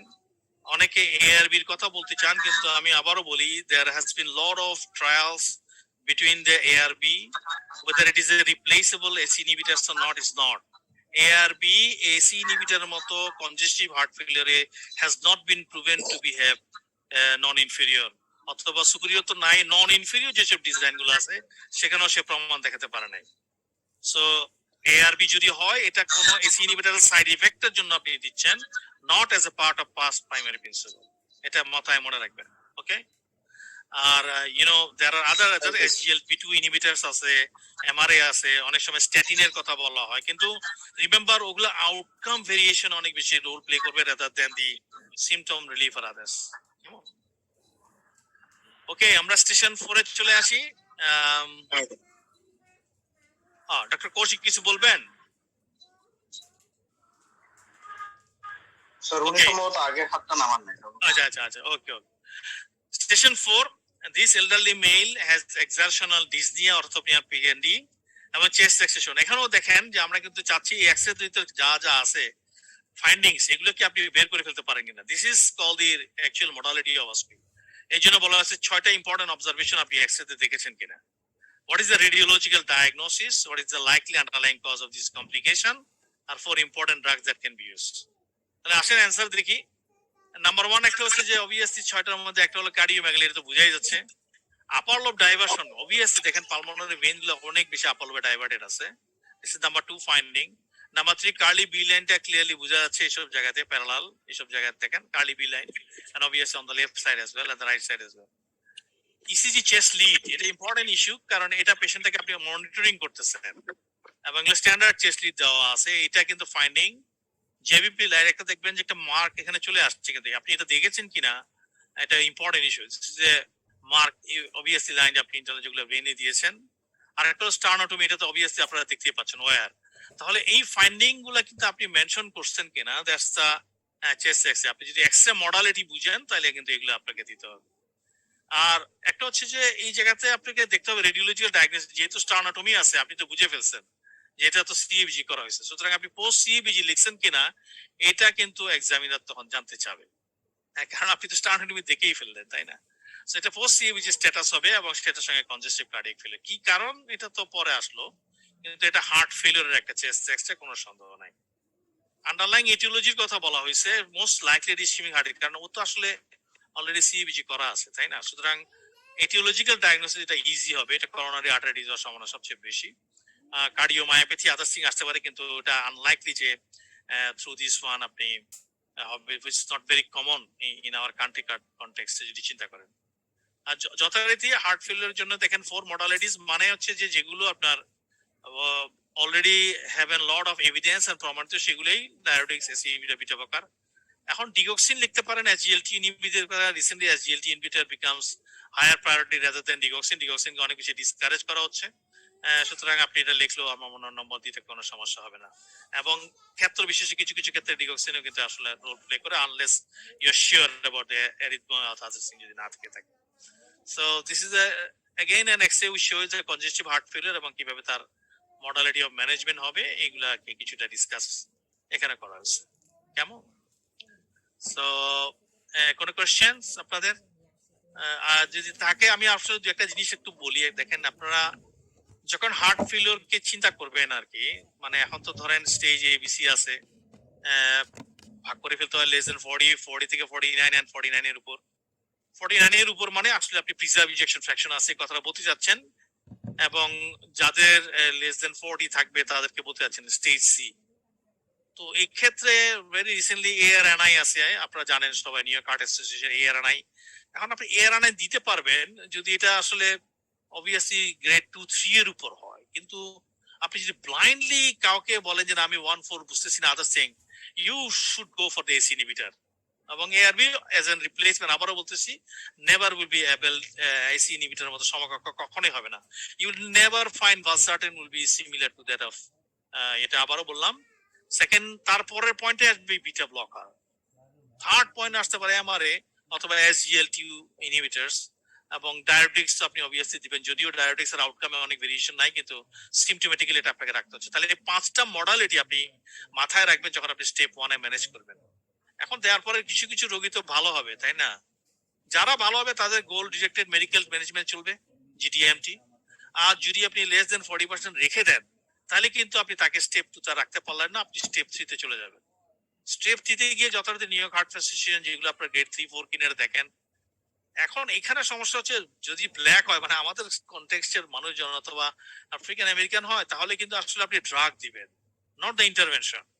ইন্টারভেনশন বা ড্রাগের মধ্যে দেখা গেছে যে তাদেরকে আসলে আপনি যদি হাইড্রোলাজিন দেন অথবা নাইট্রেট দেন, এটা সিমিলার ইফেক্ট দিবে like that of giving the ICD, কারণ তখন তো আপনি আইসিডি তা লাগবে না, তাই না? ইন্টারভার্টার কনভার্টার ডিফারভার্টার অথবা সিআরটি করলেন, সেটা নির্ভর করবে আপনার ইনজেকশন ফ্র্যাকশনের উপর। ইনজেকশন ফ্র্যাকশন যদি আপনার বেশি খারাপ থাকে, সার্ভাইভাল রেট যদি 1 বছরের বেশি আপনার না থেকে থাকে, তখন আপনি সিআরটি করবেন, আর নইলে আপনি তাকে আইসিডি দিবেন। তারপরে স্টেপ 4 পার হয়ে গেলেন আপনি, আর এরপরও কিন্তু রিফ্রাক্টরি হবে হার্ট ফেলিয়ার অনেকগুলো, মানে যেটাকে বলবো তখন আপনি স্টেজ ডি তে চলে গেলেন আর কি। সিমটমস কিছু কিছু ক্ষেত্রে আসার ইমপ্রুভমেন্ট হইতে পারে, জিডিএলটি চলতে থাকবে, আর স্টেপ 4 গেলে তখন আপনি আসলে চিন্তা করবেন আমি কার্ডিয়াক ট্রান্সপ্লান্টেশনে যাব নাকি আসলে তো ভাই তার ইভিশন ফ্যাক্টর এত খারাপ যে আপনি প্যালিয়েটিভ কেয়ার দিবেন কিনা। এই হচ্ছে গিয়ে principal of the heart failure, এটা একটু মাথায় দিলাম আপনাদের। দুজন পার্টিসিপেন্ট রেজ করছেন হ্যান্ড, প্লিজ অ্যানসার কিছু বললেন। স্যার আসসালামু আলাইকুম স্যার। হ্যাঁ সাইদ আবেদিন বলেন। স্যার অনেকদিন পর স্যার আপনাকে দেখতেছি স্যার, ভালো লাগতেছে স্যার। ওকে স্যার থ্যাংক আপনি ইউ একটা ভেরি মাচ। ক্লিনিক্যাল পরিবেশে থাকলে স্যার খুব ভালো হয় sir. We miss you as a clinical mentor sir. Sir আমার একটা কোশ্চেন ছিল স্যার, এখানে স্যার মানে কজ যেটা স্যার, যে 3 নাম্বার কোশ্চেনটার আনসার স্যার, ওইটা কি স্যার করোনারি আর্টারিয়াল ডিজিজ না লিখে যদি স্যার কেউ ইসকেমিক হার্ট ডিজিজ লেখে Oh তাহলে কি yes, হবে? you'll get the fun. Of course হবে, of course হবে। ওকে স্যার It আরেকটা remains স্যার same. 4 নাম্বার কোশ্চেনে স্যার যে মানে আমাদের মডালিটিস তো 4টা যে ট্রিটমেন্ট স্যার হার্ট ফেলিওরের, স্যার ওখানে স্যার ডায়াবেটিক্স এর জায়গায় স্যার যদি কেউ ওই পটাশিয়াম স্পেয়ারিং ডায়াবেটিক্স এর নাম লিখে সেক্ষেত্রে কি স্যার নাম্বার পাবে স্যার? এই ক্ষেত্রে আমি বলবো যে আপনি শুধু ডায়াবেটিক্স লেখেন rather than potassium sparing others thing. কারণটা হচ্ছে এগুলার অনেকগুলা স্টাডি আছে আর কি, তো এই স্টাডি গুলাতে কিন্তু কোনোটাই খুব বেশি প্রমাণ দেখাতে পারে নাই যে আপনি আউটকামে স্টেপ 2 তে অথবা স্টেপ 4 তাকে প্রিভেন্ট করতে পারছে। এই জন্য বেটার হচ্ছে আপনি রাইট ডাউন দ্য ডায়াবেটিস, কারণ আপনিও তো ফুসমাইড চুজ করতে পারে, এটা তো পটাশিয়াম স্পেয়ারিং হবে না, অথবা থায়াজাইড ডায়াবেটিস দিতে পারে যদি কোডিং স্টেবল হয়, তাই না? সেই জন্য ডায়াবেটিস উইল বি সেফার অর্জন। আমি শুধুমাত্র বলবো যে জিএলটি ইনহিবিটরস আপনারা লিখতে পারেন, কিন্তু ক্ষেত্রে ডিগক্সিন থেকে একটা বেটার পারফরম্যান্স আসছে, যেটা হলো এইচ এর গাইডলাইনে আর কি। কিন্তু আমাদের সেটিং গুলাতে এখনো আমরা অনেক সময় ডিগক্সিন ইউজ করি যদি এটা রিফ্রাক্টরি হয়ে যায় তখন আর কি। তো এই জন্য দুইটা অপশন নিয়ে রাখা হয়েছে, আপনি যেটাই দেন না কারণ আপনি। আচ্ছা আচ্ছা, এখানে স্যার ট্রাকিয়া যে sir shifted to the right একটু মনে হচ্ছে স্যার ছবিতে স্যার এক্সরে তে, এটা কি স্যার এটা মানে আপনাদের কাছে মনে হয় স্যার? আচ্ছা এটাও আমি বলি, এটা হচ্ছে যে এই যে সাইডে আপনি যেটা দেখলেন আর কি, এটা জি স্যার এটা দেখতে হবে যে আপনার কি আসলে ক্ল্যাভিকল কোন রিজনে আছে আর কি। এটা এটা স্যার আসলে পজিশনিং এর জন্য স্যার। মোস্ট লাইকলি, সো এই জন্য এটা আপনি মেনশন না করাটাই বেটার। আর স্যার লেফটে স্যার একটা যে একটা মানে লেফটে স্যার লোয়ার জোনে স্যার একটা কনসলিডেশনের মতো মনে হচ্ছে স্যার। এটা জি স্যার দিস আর দ্য আসলে কার্লি বি লাইন, কেমন এখানে কার্ডিওমেগালি, অ্যাপোলো ডাইভারশন, এখানে দেখেন অনেক বেশি prominence. This are horizontal streak line, this is horizontal streak line, এটা আন্ডারনিথ রিব গেছে, এই জন্য অনেকে কনফিউজ হতে পারেন, but this is not consolidation. Consolidation বলে আপনারা এয়ার প্রোগ্রাম দেখেন। Okay thank you sir. Okay thank you. আর কেউ কিছু বলবেন নাকি আমরা নেক্সটটাতে যাব? নেক্সটটাতে যাই না, মানে এটা ভালো। সো স্টেশন 5, এটা তো সুন্দর একটা ইয়ং লেডি বলা হয়েছে, একদম প্রেজেন্টেশন গুলোর মাধ্যমে আপনারা ডায়াগনোসিস আসলে বুঝে ফেলতে পারবেন। এখানে একটা ফিভারের কথা বলা হয়েছে, ডিফিউজ ইরিথেমাটাইটিস, ডায়রিয়া, এবং হার্টটা দেওয়া আছে এখানে কিন্তু বুঝাই যাচ্ছে, দেখেন পিলিং অফ দ্য স্কিন আছে বিভিন্ন জায়গায়, যে দিস ওয়ান। এবং অবভিয়াসলি যখন কোন পাম অথবা সোলে পিলিং অফ দ্য স্কিনের কনটেক্সচার ভেরিয়েশন পেয়ে যাচ্ছেন under the fever, diffuse erythematous rash, তাহলে কিন্তু আসলে ডায়াগনোসিস খুব একটা ভেরিয়েশন থাকবে না ডিফারেন্সিয়াল ডায়াগনোসিসে। সেপসিস হয়তো একটা ব্রড হেডিং এ আসবে, কিন্তু যদি ফিমেল বলে এবং যদি বলে ব্যারিয়ার কন্ট্রাসেপটিভ আদার্স থিং, তাহলে আসলে ডায়াগনোসিস তো বুঝেই ফেলতে পারছেন, তাই না? কি ডায়াগনোসিস কেউ একজন বললেন দেখি, তাহলে তো আমরা অ্যানসারে চলে যেতে পারি easily. Anyone? Staphylococcal scalded skin, scalded skin syndrome বলতে পারেন, but I will say that আপনারা টক্সিক শক সিনড্রোম বলতেছেন কেন? কারণ স্টাফিলোকক্কাস বললে যেটা সমস্যা হচ্ছে যে আপনি খুব একটা জায়গায় রয়ে গেলেন আর কি, কারণ এটা তো স্ট্রেপ্টোকক্কাস পায়োজেন দিয়েও তো হতে পারে, ক্লস্ট্রিডিয়াম দিয়েও কিন্তু হতে পারে। So I will say that এমন একটা টার্মিনোলজি ডায়াগনোসিস বলতে হবে যেটা সবগুলোকে কভার দেবে। So the best diagnosis will be toxic shock syndrome. কিন্তু ইম্পর্টেন্ট পয়েন্ট হচ্ছে আমরা ফিভারের কথা বলে ফেলছি, র্যাশের কথা বলে ফেলছি, ডায়রিয়ার কথা বলে ফেলছি, একটা ছবিও দেখায় ফেলছি, এবং যদিও টেম্পুল লেখা নাই, কিন্তু remember barrier contraceptive is also important. Anything that can reside long in the vaginal territory or vulva is an inciting factor for toxic shock syndrome. কেমন? ইভেন আপনি যদি ফোমি কোনো কন্ট্রাসেপটিভ রেখে দেন for longer duration, then it can invite this staphylococcus. এটা মনে রাখবেন, not যে টেম্পু নিয়ে আসতে হবে, কেমন? তাহলে ইম্পর্টেন্ট হচ্ছে প্রেশার চেক করাটা খুব ইম্পর্টেন্ট, কারণ এটা তো আউটকামের উপর ভ্যারিয়েশন করে ফেলবে। and then আপনি যেগুলো বলছেন সেগুলোর বাইরে আপনাকে বলতে হবে severe myalgia, there will be liver dysfunction, thrombocytopenia, renal insufficiency এবং mental stress change. এই জন্য যখন টক্সিক শক সিনড্রোমে আপনাকে অনেক ক্লিয়ার কাট পিকচার দিয়ে দেবে, ওরা জানতে চাচ্ছে এই রিলেটেড আদার কমপ্লিকেসি অথবা আদার ক্লিনিক্যাল ম্যানিফেস্টেশন গুলা, আদার যেসব রিমার্কেবল ফিচার গুলো থাকে, এগুলো আমরা সবাই মাথায় রাখলাম কিনা। এই জন্য অলওয়েজ যখনই কোনো সেপসিস, যখনই কোনো এসআইআরএস, এই ধরনের কোনো ক্লিনিক্যাল পিকচার্স আপনি পাবেন, আপনি এক্সপেক্ট করবেন ও জানতে চাবে আপনি ব্লাড প্রেশারটা কোথাও না কোথাও মেনশন করছেন কিনা। এই যে মাস, কারণ এটা আপনার আউটকাম ভেরিয়েশন করবে। কেমন? কারণ সেপটিক শকের ম্যানেজমেন্ট বলেন অথবা আউটকাম বলেন, আর একটা সেপসিসের আউটকাম বলেন, দুইটা কিন্তু আকাশ পাতাল বেশ, তাই না? সেই জন্য blood pressure so much important, এটা মাথায় রাখবেন। অনেক সময় যেটা হয় খুব সিম্পল ইস্যু, এই জন্য আমরা লিখতে চাই না। আরেকটা হচ্ছে যে usually this toxic shock syndrome causing the musculoskeletal territory in the form of myalgia or myositis. Liver dysfunction invariably তাদের কিন্তু আপনার লিভার ট্রান্সঅ্যামিনাইটিস হয়, thrombocytopenia is common finding, renal insufficiency এবং মেন্টাল যখন হবে তখন বুঝে নিতে হবে যে পেশেন্টের আউটকাম ভালো না। কিন্তু যদি আমাকে বলেন যে এই টক্সিক শক সিনড্রোমের সাথে দুইটা সবচেয়ে ইম্পর্টেন্ট ক্লিনিক্যাল প্রগনোস্টিক ফিচার কি, আমি নাম্বার 1 বলবো হাইপারটেনশন, আর second is be mental stress change. কারণ একটা রোগী আনকনসিয়াস হয়ে আছে শকে, সেপটিক শকে, for any reason of toxic shock syndrome হোক আর যে কোনো septic shock হোক, this patient has usually a grave outcome, কারণ মর্টালিটি তখন around 40% 50% হয়ে যেতে পারে। সো এই জন্য এই দুইটা হবে আপনার ইম্পর্টেন্ট রিস্ক ফ্যাক্টর। আর 4 প্রিন্সিপাল তো অলওয়েজ রিমেইন সেম। যখন মর্টালিটি বলা হচ্ছে তখন আপনাকে obviously fluid and then antibiotic, then of course inotrope and the স্টেরয়েডের কথা আনাতে হচ্ছে, কারণ এই চারটা কিন্তু প্রিন্সিপাল এখন পর্যন্ত শকের ম্যানেজমেন্টে, তাই না? সো এই জন্য আপনাকে স্পেসিফিক্যালি অ্যান্টিবায়োটিক্স কোনটা দিবে সেটা কিন্তু জানতে চাচ্ছে না যখন মডালিটি আপনার কাছে যাবে। আর যদি আপনাকে কোশ্চেনের অ্যান্সার এমন হইতো যে ফর ইম্পর্টেন্ট অ্যান্টিবায়োটিক্স অথবা অ্যান্টিমাইক্রোবিয়ালস, তখন কিন্তু আপনাকে ও জানতে চাচ্ছে যে আসলে আপনি কোন অ্যান্টিবায়োটিকটা লিখতে চাচ্ছেন। That becomes important. আপনি কি তাকে এমআরএস এর কথা লিখে লিখবেন নাকি এমআরএস এর সেনসিটিভ করে লিখবেন, এটা হয়তো সে তখন জানতে চাচ্ছে। whenever somebody is throwing a question of antimicrobials অথবা অ্যান্টিবায়োটিক্স, কিন্তু যদি মডালিটি বলে তাহলে কিন্তু আপনি ব্রড হেডিং এ থাকবেন যে আমি আসলে কোন প্রিন্সিপালে তাকে ম্যানেজ করব। কেমন? সো আই থিংক এটা আপনারা অনেকে পারসন, আই থিংক এটা ভুলার সম্ভাবনা খুবই কম, but it's a very wonderful. TSS versus 10 নিয়ে বলবেন একটু স্যার? সরি, আচ্ছা টিএসএস ভার্সেস আচ্ছা টক্সিক ইপিডার্মাল নেক্রোলাইসিস, তো এটা আছে আপনার স্কিন ম্যানিফেস্টেশন। এখন ইউজুয়ালি আপনি মিউকোজা একই সঙ্গে যদি 2 or more আদার না করেন তাকে তো আপনি টেনে আনতে পারবেন না, রাইট? টক্সিক শক সিনড্রোমে অ্যান্টিবায়োটিকের রোল কি এখানে স্যার?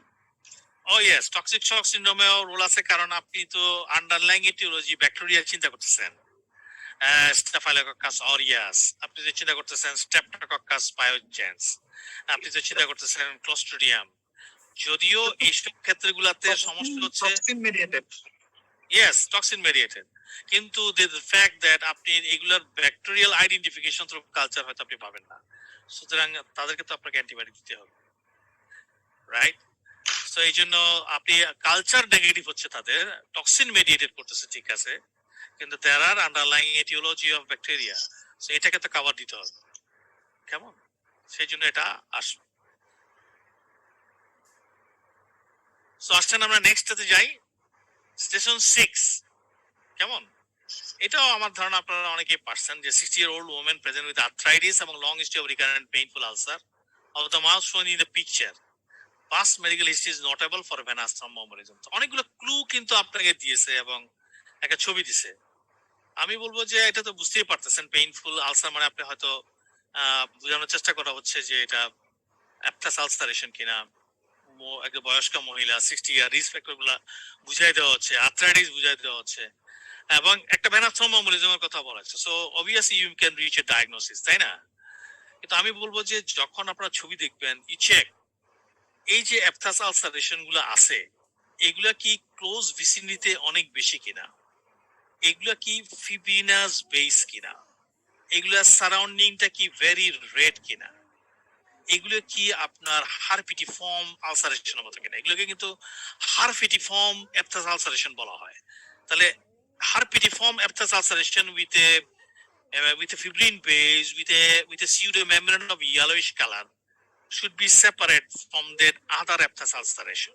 Commonly যেসব benign aphthous ulceration হবে এগুলো usually white base surrounding very red হবে, কিন্তু আপনি একটা pseudomembrane তাদের কিন্তু পাবেন না, রাইট? সেই জন্য যখন আপনি কোনো VHS ডিজিজ ডায়াগনোসিস করতে যাবেন, try to identify recurrent ulceration হচ্ছে, কিন্তু তাদের ক্যারেক্টারিস্টিক্স গুলো এগুলো কিনা, দ্যাট ইজ ভেরি ইম্পর্টেন্ট। কেমন? তাহলে আমি অ্যান্সার গুলো দিয়ে যাই, তারপরে হয়তো আমি ডিসকাশন আপনাদের সাথে অ্যাড করি। তাহলে বলা হয়েছে যে আপনি আসলে যে আরো 6টা, আমি আসলে এবারে অনেকগুলো স্টিক্স আনছি আপনাদেরকে যা ব্রেন স্টর্মিং করার জন্য, আর কিছু না। অবভিয়াসলি যখন আপনি oral aphthitis is the number 1 criteria, কিন্তু এডিশনাল যদি 2টা জায়গা থেকে আনতে হয়, একটা কিন্তু জেনিটাল অ্যাপথাস আলসারেশন হবে। Remember, it's a genital aphthous ulceration. ফিমেলে এটা ভালভাতে, ভেজাইনাতে, পেরিনিয়ামেও হতে পারে। লোকেশন ক্যান বি জেনিটাল, কিন্তু মেইলে যদি হয় এটা পেনাইল হতে পারে, এটা স্ক্রটামে হতে পারে। So this are the important aphthous আলসারেশনের ক্যারেক্টারিস্টিক গুলো, কিন্তু যেটা আমি ডেসক্রিপশন দিলাম এতক্ষণ, a fibrinous base surrounding age ready as well as the pseudomembrane of yellowish, এগুলো কিন্তু জেনিটাল আলসারেশন হবে। তাহলে এগুলা ক্ষেত্র বিশেষে বলা হচ্ছে ফলিকুলাইটিস এর মতো কিনা, দেখতে কিন্তু আপনার মনে হবে কি স্মল পাজ আছে কিনা, এই টাইপের কিনা, এগুলা দেখেন তাইলে better. Uveitis is a very important finding of the I. আপনারা জানেন এন্ট্রি ইউভাইটিস হতে পারে, পোস্ট ইউভাইটিস হতে পারে, কিন্তু আমি বলবো এগুলো কমন ছাড়াও আরো কিছু আই অবজারভেশন কিন্তু আপনি পাইতে পারেন ব্যাচেতে, যেমন episcleritis, scleritis, you can also have a retinal vein thrombosis and others. So এই জন্য আপনি আদার্স কিছু ফাইন্ডিং গুলা রেয়ারলি পাবেন, কমনার হচ্ছে টু হ্যাভ দিস ইউভাইটিস। এই জন্য কমনার গুলাকে অ্যাড্রেস করবেন বেশি। আর যদি আপনাকে কোনো জায়গায় ক্লু বলে যে না আপনি what are the I findings আপনি 4 ধরনের পাইছেন কিনা, সেখানে তখন আপনি সবগুলা মেনশন করবেন। কেমন? কিউটিনিয়াসে যেটা হয় যে হারপেটিফর্ম নোডিউলস অথবা পস্টিউলস, যেটা বললাম যে that can also be important skin fine. ফ্লেবাইটিস, arteritis, এগুলো হয় মেনিনজাইফালাইটিস। সো এই 6টা আমরা লিখলাম কিনা, because this are very important findings. এখন যখন আপনি আর্টারাইটিস বলতেছেন, আর্টারাইটিস কিন্তু বডির যে কোনো বড় মেজর এয়ারটা, পালমোনারি ট্রাঙ্ক, এগুলো তো হইতে পারে। সো ব্রড হেডিং এ বললে আর্টারাইটিস বলেন। আর যদি মনে করেন যে আপনাকে যদি কোনো প্রশ্নের বলতে ছাড়ে যে আপনি বলেন যে এটা প্রগনোস্টিক ফ্যাক্টর কি, তাহলে কিন্তু আপনি লার্জ এয়ারটা অথবা পালমোনারি ট্রাঙ্কের কথা মেনশন করবেন। কেমন? তাহলে এটা হলো 6টা ফিচার যেগুলো আমরা আপনাদের থেকে চাই। ডায়াগনোসিস আপনারা করতে পারছেন, আই এম শিওর। বেচের কোশ্চেনটা ডিফিকাল্ট হচ্ছে আমার কাছে মনে হচ্ছে এটা আর কি, what 4 types of finding in chest sex in this condition. That's important, কারণ অনেক ক্ষেত্রে এটা বিনাইন কিছু পালমোনারি লিশন করতে পারে। কেমন? ইনফিলট্রেট, একটা প্রমিনেন্ট পালমোনারি আর্টারি হয়ে গেছে, এইভাবে থাকতে পারে। কিন্তু বিগ প্রবলেম হবে যদি এটা পালমোনারি আর্টারি অ্যানিউরিজম করে, that because it can rupture, cause the pulmonary haemorrhage and death immediately can happen. আর হচ্ছে effusion. Effusion is always a finding for VHS in over any immunological reaction. কেমন? সো এই 4 ধরনের এক্সট্রা ফাইন্ডিং গুলো আপনি পেতে পারেন in patients. Again the modality, আমি সবসময় মডালিটিকে প্রশ্রয় দিই, কারণ তা নইলে আপনি অনেকগুলো ড্রাগের কথা লিখতে পারবেন এখানে, তাই না? সো এই জন্য আপনি ইমিউনোসাপ্রেসিভ এজেন্ট লিখলে আসলে all of the most of them time will be covered, but basically steroid is the major management issue. আর ছোটখাটো একটা কথা বলে ফেলি, অ্যাপথাসের জন্য টপিক্যাল ছাড়া নন টপিক্যালও হবে। যদি সেটা রিফ্র্যাক্টরি হয়, ভেরি ম্যালিগন্যান্ট হয়, এবং সংখ্যাটা যদি বাইলেটারাল ডিস্ট্রিবিউশনে মাল্টিপল হয়, তখন আপনি সিস্টেমিক ড্রাগ দিয়েও কিন্তু এই মিউকাস মেমব্রেনের লিশনগুলোকে ম্যানেজ করতে পারবেন। কেমন? The best option is to give steroid, locally steroid দেওয়া। এগুলো অনেকগুলো ফর্মে আমাদের এখানে আছে, আপনারা জানেন এগুলো। কিন্তু আমি বলবো যদি আপনি কাউকে দেখেন যে আপনার স্টেরয়েড রেসপন্স করতেছে না, হাইড্রোকর্টিসন লজেন্স দিলেন, রেসপন্স হচ্ছে না, লোকালি ট্যাবলেট স্টেরয়েড দিলেন, কাজ হচ্ছে না, you go for the tetracycline, capsule, যেগুলো আপনার পাউডার খুলে গিয়ে তাকে 6 আওয়ারলি গার্গল করতে বলেন। আপনি তাকে সেলুলোজ দিয়ে ট্রাই করতে পারেন। ইভেন আপনি ক্ষেত্র বিশেষে তাদেরকে কিছু লোকাল অ্যানেস্থেটিক এজেন্ট দিতে পারেন। কেমন? আমাদের এখানে পাওয়া যায় লিগোকেইন, আদার্স থিং। ইভেন আমি কাউকে বলবো আপনারা এনএসআইডি, ডাইক্লোফেনাক সরাসরি লোকালি বেস দেন। অনেকগুলো অ্যাপথাস আলসারেশন ভেরি রিফ্র্যাক্টরি। যদি বললাম যে রিফ্র্যাক্টরি এবং বাইলেটারাল ডিস্ট্রিবিউশন নাম্বার যদি অনেক বেশি হয়, তাহলে সেক্ষেত্রে আপনি স্মল ডোজে স্টেরয়েড আপনি দিতে পারেন ফর সিস্টেমিক, কলচিচিন কে আপনি ইউজ করতে পারেন এসব ক্ষেত্রে। You can also use other modalities যেগুলো বলা হয়েছে সেগুলো দিতে পারেন, বাট মোস্টলি মিউকোজা এর বাইরে চিকিৎসা লাগে না। আর যদি আপনি সিস্টেমিক অনসেট অথবা ওখানে চলে যান তাহলে তো তখন তো আপনাকে হাই ডোজ সিস্টেমিক স্টেরয়েডে যেতে হবে। আদার এজেন্ট গুলা many kind of immunosuppressive agent আছে, থিওপ্রেন বলেন, আদার থিং বলেন, এগুলো তো আছেই, অবভিয়াসলি থাকবে। ইভেন আপনার এখনকার সময়ে মনে করুন অ্যান্টিবডি ইউজ করা হচ্ছে, অ্যান্টি-CD20 ড্রাগস গুলো ইউজ করা হচ্ছে যদি মাল্টিপল অর্গান ইনভলভমেন্ট করে যদি কারো পেচেট হয়। সো এগুলো আপনার কোশ্চেনস এর উপর ভেরিয়েশন হবে, যে কোশ্চেনটা আছে সেই কোশ্চেনের উপর অনেক বেশি আপনাকে লিখতে হচ্ছে না। ডক্টর আকাশ রেইজ হ্যান্ড কোশ্চেন বলেন প্লিজ।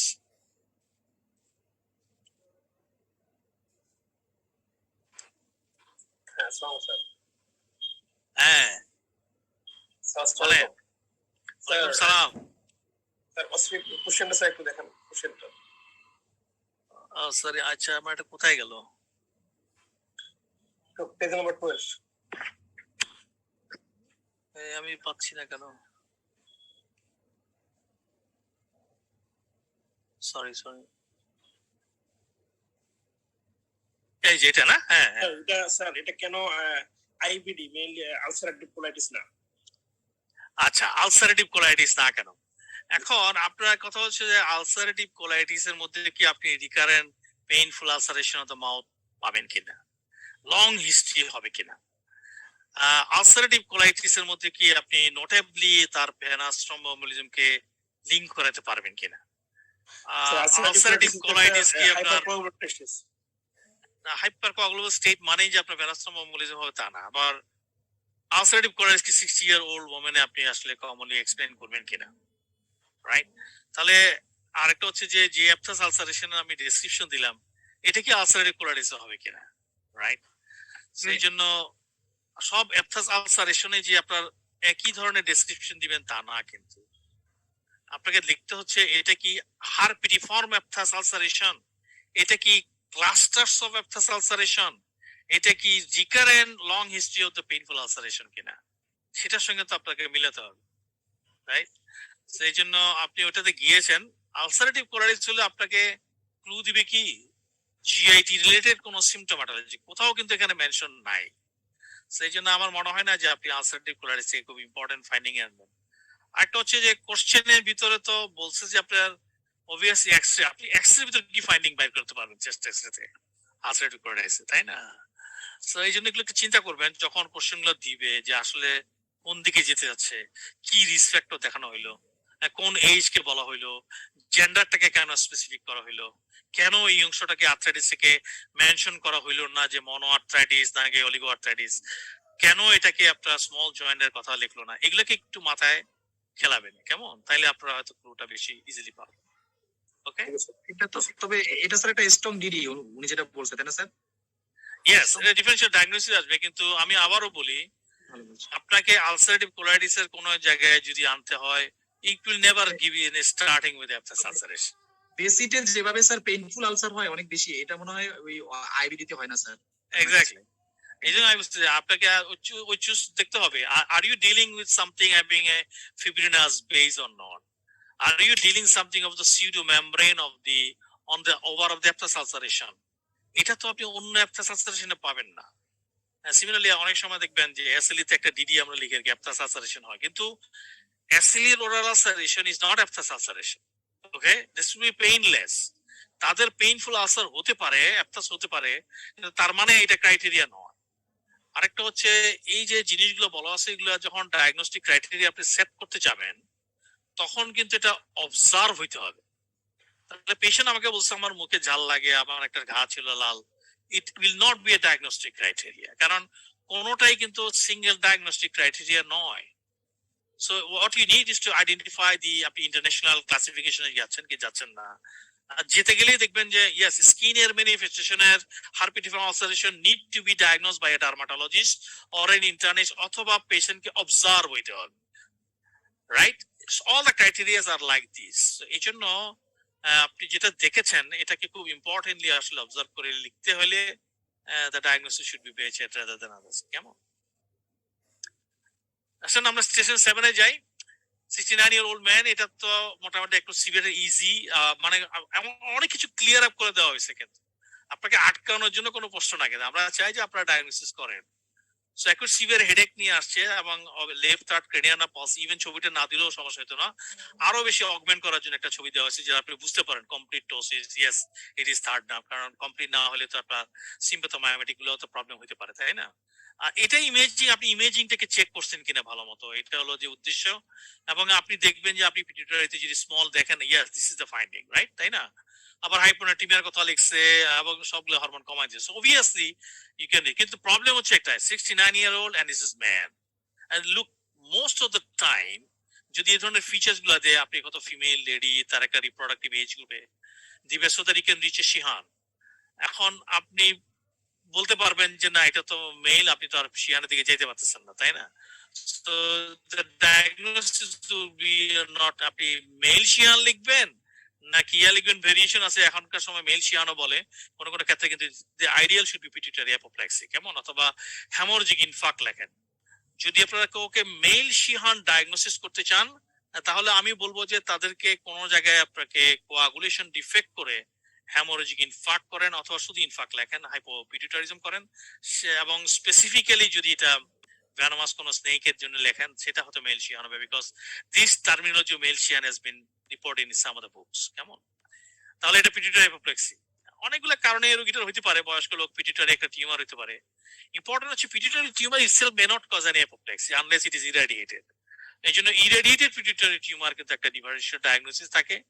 অ্যান্টিকোয়াগুলেশন থেরাপিটা আপনারা জানেন, ওল্ডার এজে important, increase intracranial pressure from any cause can also cause the haemorrhage in the pituitary, আর ভাস্কুলারিটিস এগুলো তো অবভিয়াসলি থাকবে। তো এই 6টা কারণ, আমি অনেকগুলো 6 আসলে আনছি সো দ্যাট আমরা আমাদের একটু ব্রেইনকে স্টর্ম করতে পারি আর কি, যে অবভিয়াসলি এই কয়েকটা জিনিসগুলো আমাদের হয়।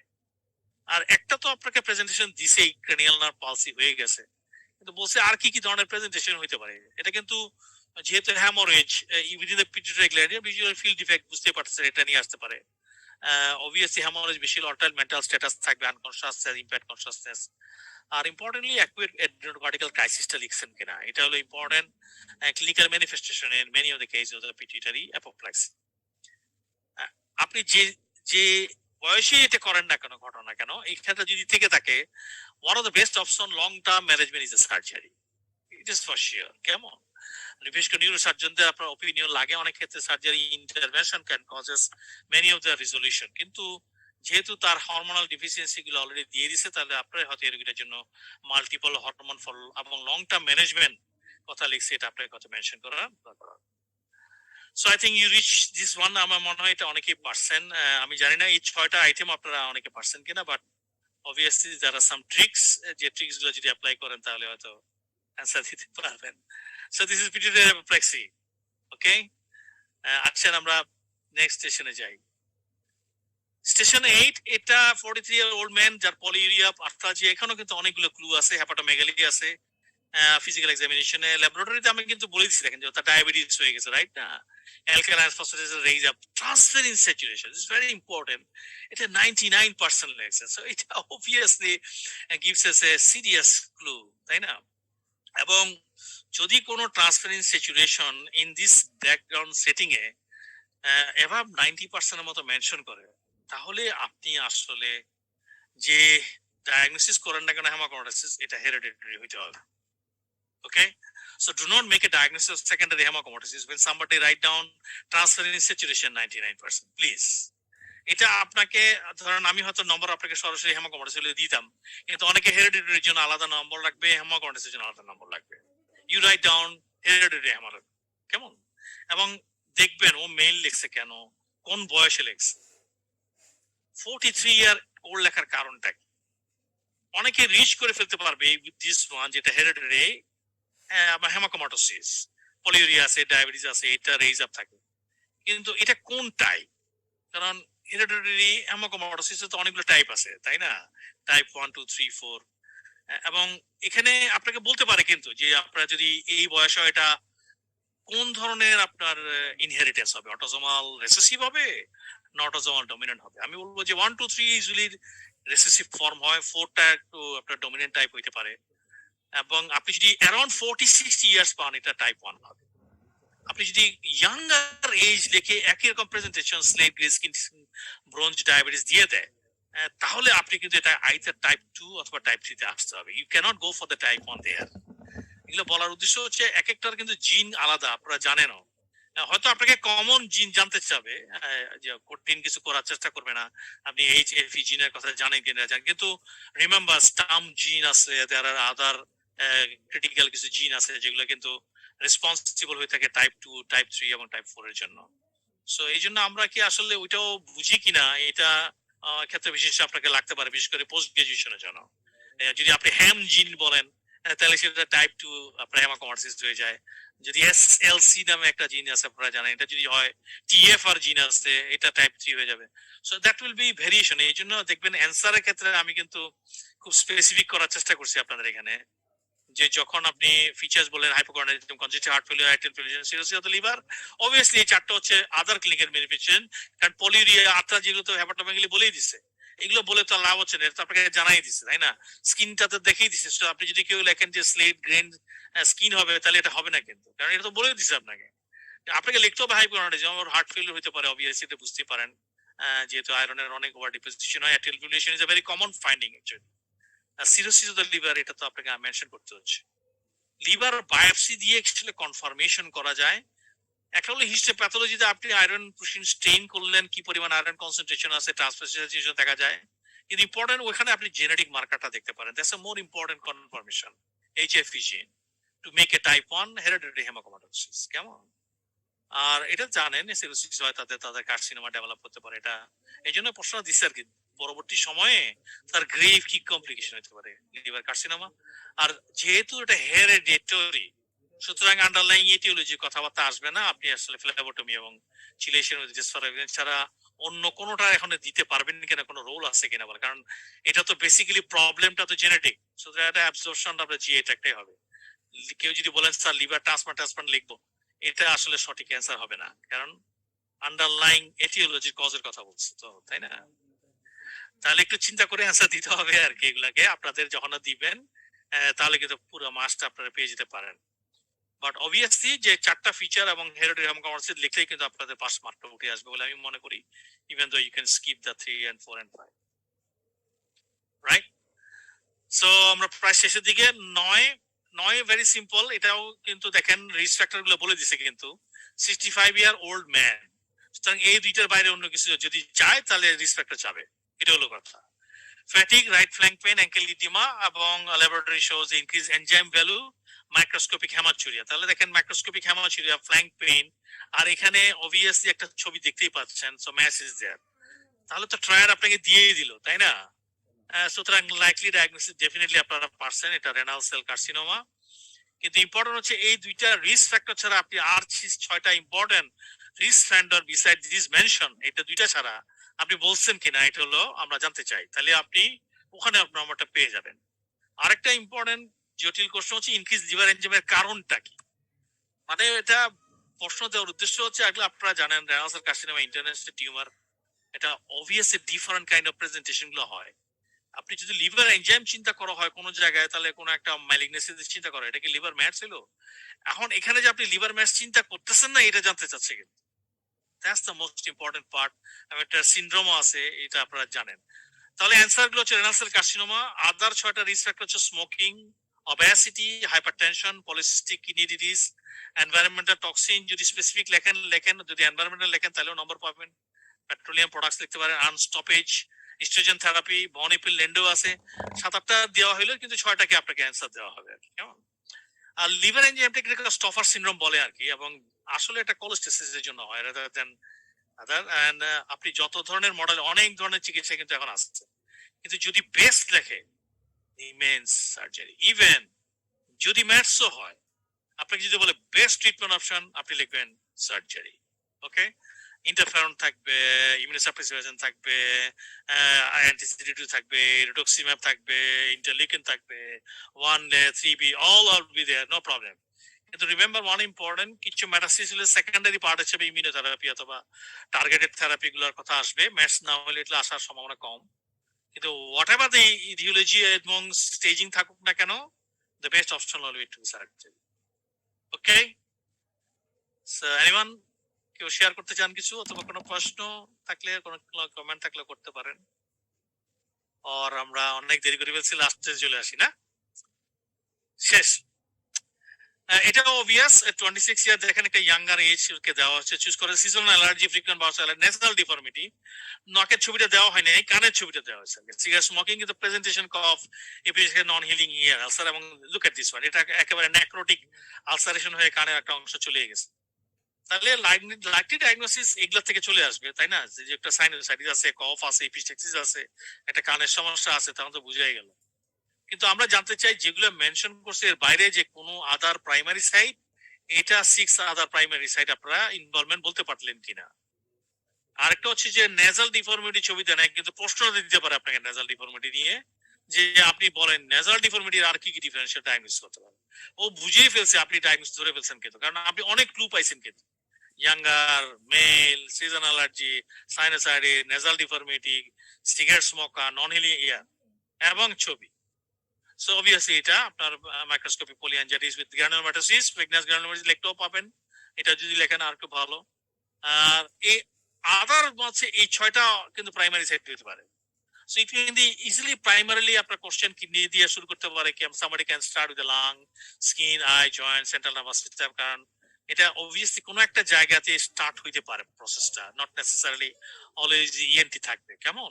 এই জন্য প্রাইমারি সাইটগুলোর নামগুলো একটু মনে রাখেন, আপনার জন্য ভালো হবে। কারণ কেউ তো স্কিন দিয়ে প্রশ্ন করতে পারে, কেউ হয়তো নার্ভাস সিস্টেম দিয়েও আপনাকে কোশ্চেনগুলো শুরু করতে পারে।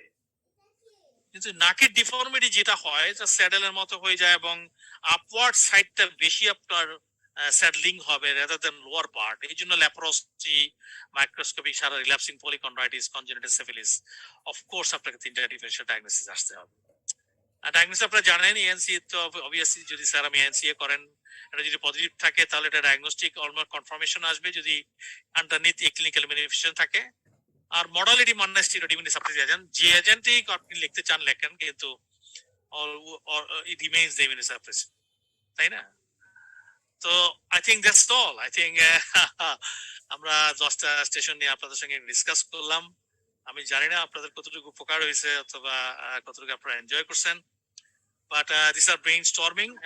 OSPE অনেকগুলো প্রিন্সিপাল থাকে, এগুলো আমরা ফলো করা। লাস্ট স্লাইডটা একটু দেখাবেন স্যার? আসসালামু আলাইকুম। ও ওকে ওকে ওকে, তাহলে আবার একটু দেখাই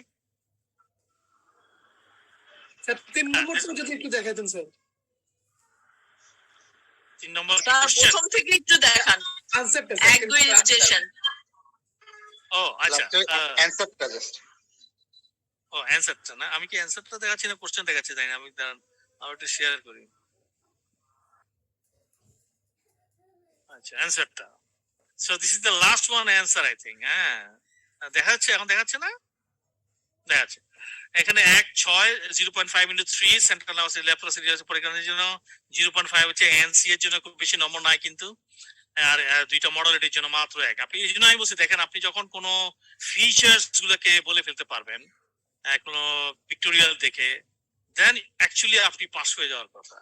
ইন OSPE যখন মার্কিং করা হয়, বলা আছে যে can you get it by your see, আপনি যে পিকচার দেখছেন তা দিয়ে ব্রেনস্টর্মের মেইন ফিচার গুলো আইডেন্টিফাই করে ফেলতে পারছেন কিনা, দেন ইউ শুড পাস। আর এডিশনাল গুলো আপনাকে আরো ভালো নম্বর দেওয়ার জন্য কোশ্চেন গুলো দেওয়া হয় আর কি। তাহলে এটা হলো কি আপনার স্টেশন 10। আমি কি প্রথম থেকে যাই না? ওকে ফাইন, তাহলে আর শুরু করি। স্টেশন 1, এটা ছিল প্রথমটা, যে একটা স্কিনের লিমিটেশন। এটা ইরাইথেমা ক্রনিকা মাইগ্রেন্স এর ছবি, লাইম ডিজিজ কে দেওয়া হয়েছিল, এবং এটা হলো অ্যান্সার গুলো, কেমন? ABCD, মানে 5টা কোশ্চেনের জন্য 5টা অ্যান্সার। আমি শুধু সরি, একটা কোশ্চেনে আমি ভুল করে ফেলছি, একটা জায়গায় আমি অ্যান্সার দিতে। এটা erythema migrans, fever, lymphoedema, meningism, carditis, neurological manifestation, arthritis হচ্ছে বি এর অ্যান্সার গুলো। Borrelia burgdorferi underlying cause. 2টা টেস্টের কথা বললে পজিটিভ এলাইজা বলবেন, C6 পেপটাইড, আর একটা PCR ইনজেকশন সেপ্টাইজন যদি সিভিয়ার হয় চিকিৎসা। স্টেশন 2 অপথলমোস্কোপি, এটা বেসিক্যালি যে প্রবলেম আছে সেই প্রবলেমে বোঝা যাচ্ছে এটা আসলে মেথানল পয়জনিং, এটা আমরা ডিসকাস করেছি। এই 6টা পয়েন্ট আসলে ক্লিনিক্যাল এই অপথলমোস্কোপি ফাইন্ডিং এর মধ্যে আছে।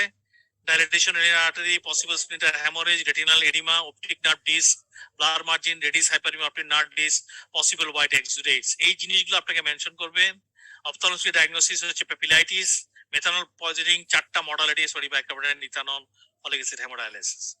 কোশ্চেন নাম্বার 3 ইসিজি, এটা হচ্ছে অ্যাট্রিয়াল ফিব্রিলেশন উইথ এলবিবিবি। যে প্রবলেমটা দেওয়া হয়েছে তাতে বোঝা যাচ্ছে যে এটা একটা সিরিয়াস কন্ডিশন, যেখানে আপনার 6টা ফাইন্ডিং আছে ইসিজিতে, এটা আমরা মেনশন করব। অলদো 7টা ফাইন্ডিং আপনি লিখতে পারেন, প্রথম 6টা লিখলে পুরো মার্ক পাবেন, শুধু লেফট এক্সিস ডিভিশন যদি এটাকে নিয়ে আনেন হয়তো নম্বর কিছু কমবে। ডায়াগনোসিস অ্যাট্রিয়াল ফিব্রিলেশন এলবিবি, আর বাকিগুলো তো simple issue of management. Permanent pacemaker এসব ক্ষেত্রে খুব ইম্পর্টেন্ট, এটা মাথায় রাখবেন। চেস্ট এক্সরে, এটাও কনজেস্টিভ হার্ট ফেলিউর এক্সরে, কিন্তু এটাতে স্টানোটমি আছে, ইসিজি মার্কিং আছে, এবং এট দ্য সেম টাইম এটা ইন্টারনাল জুগুলার একটা ক্যাথেটার দেওয়া আছে। সো এটা obviously very advance stage of heart failure. সুতরাং আপনি এই যে ফাইন্ডিং গুলো 6টা এটা লিখছেন কিনা, চেস্ট এক্সরে এটাই আমাদের জন্য যথেষ্ট make you pass. Post CBG লিখলেন কিনা, কারণ এটা স্টানোটমি আছে, এই জন্য underlying aetiology ischaemic heart disease দেখেন, নো প্রবলেম, এবং 4 ড্রাগস। এটা হচ্ছে toxic shock syndrome. Commonly staphylococcus streptococcus clostridium দায়ী থাকে, কিন্তু এটার বাইরেও হতে পারে, আদার টক্সিন মেডিয়েটেড। কিন্তু 6টা ইম্পর্টেন্ট অবজারভেশন হচ্ছে এইগুলো।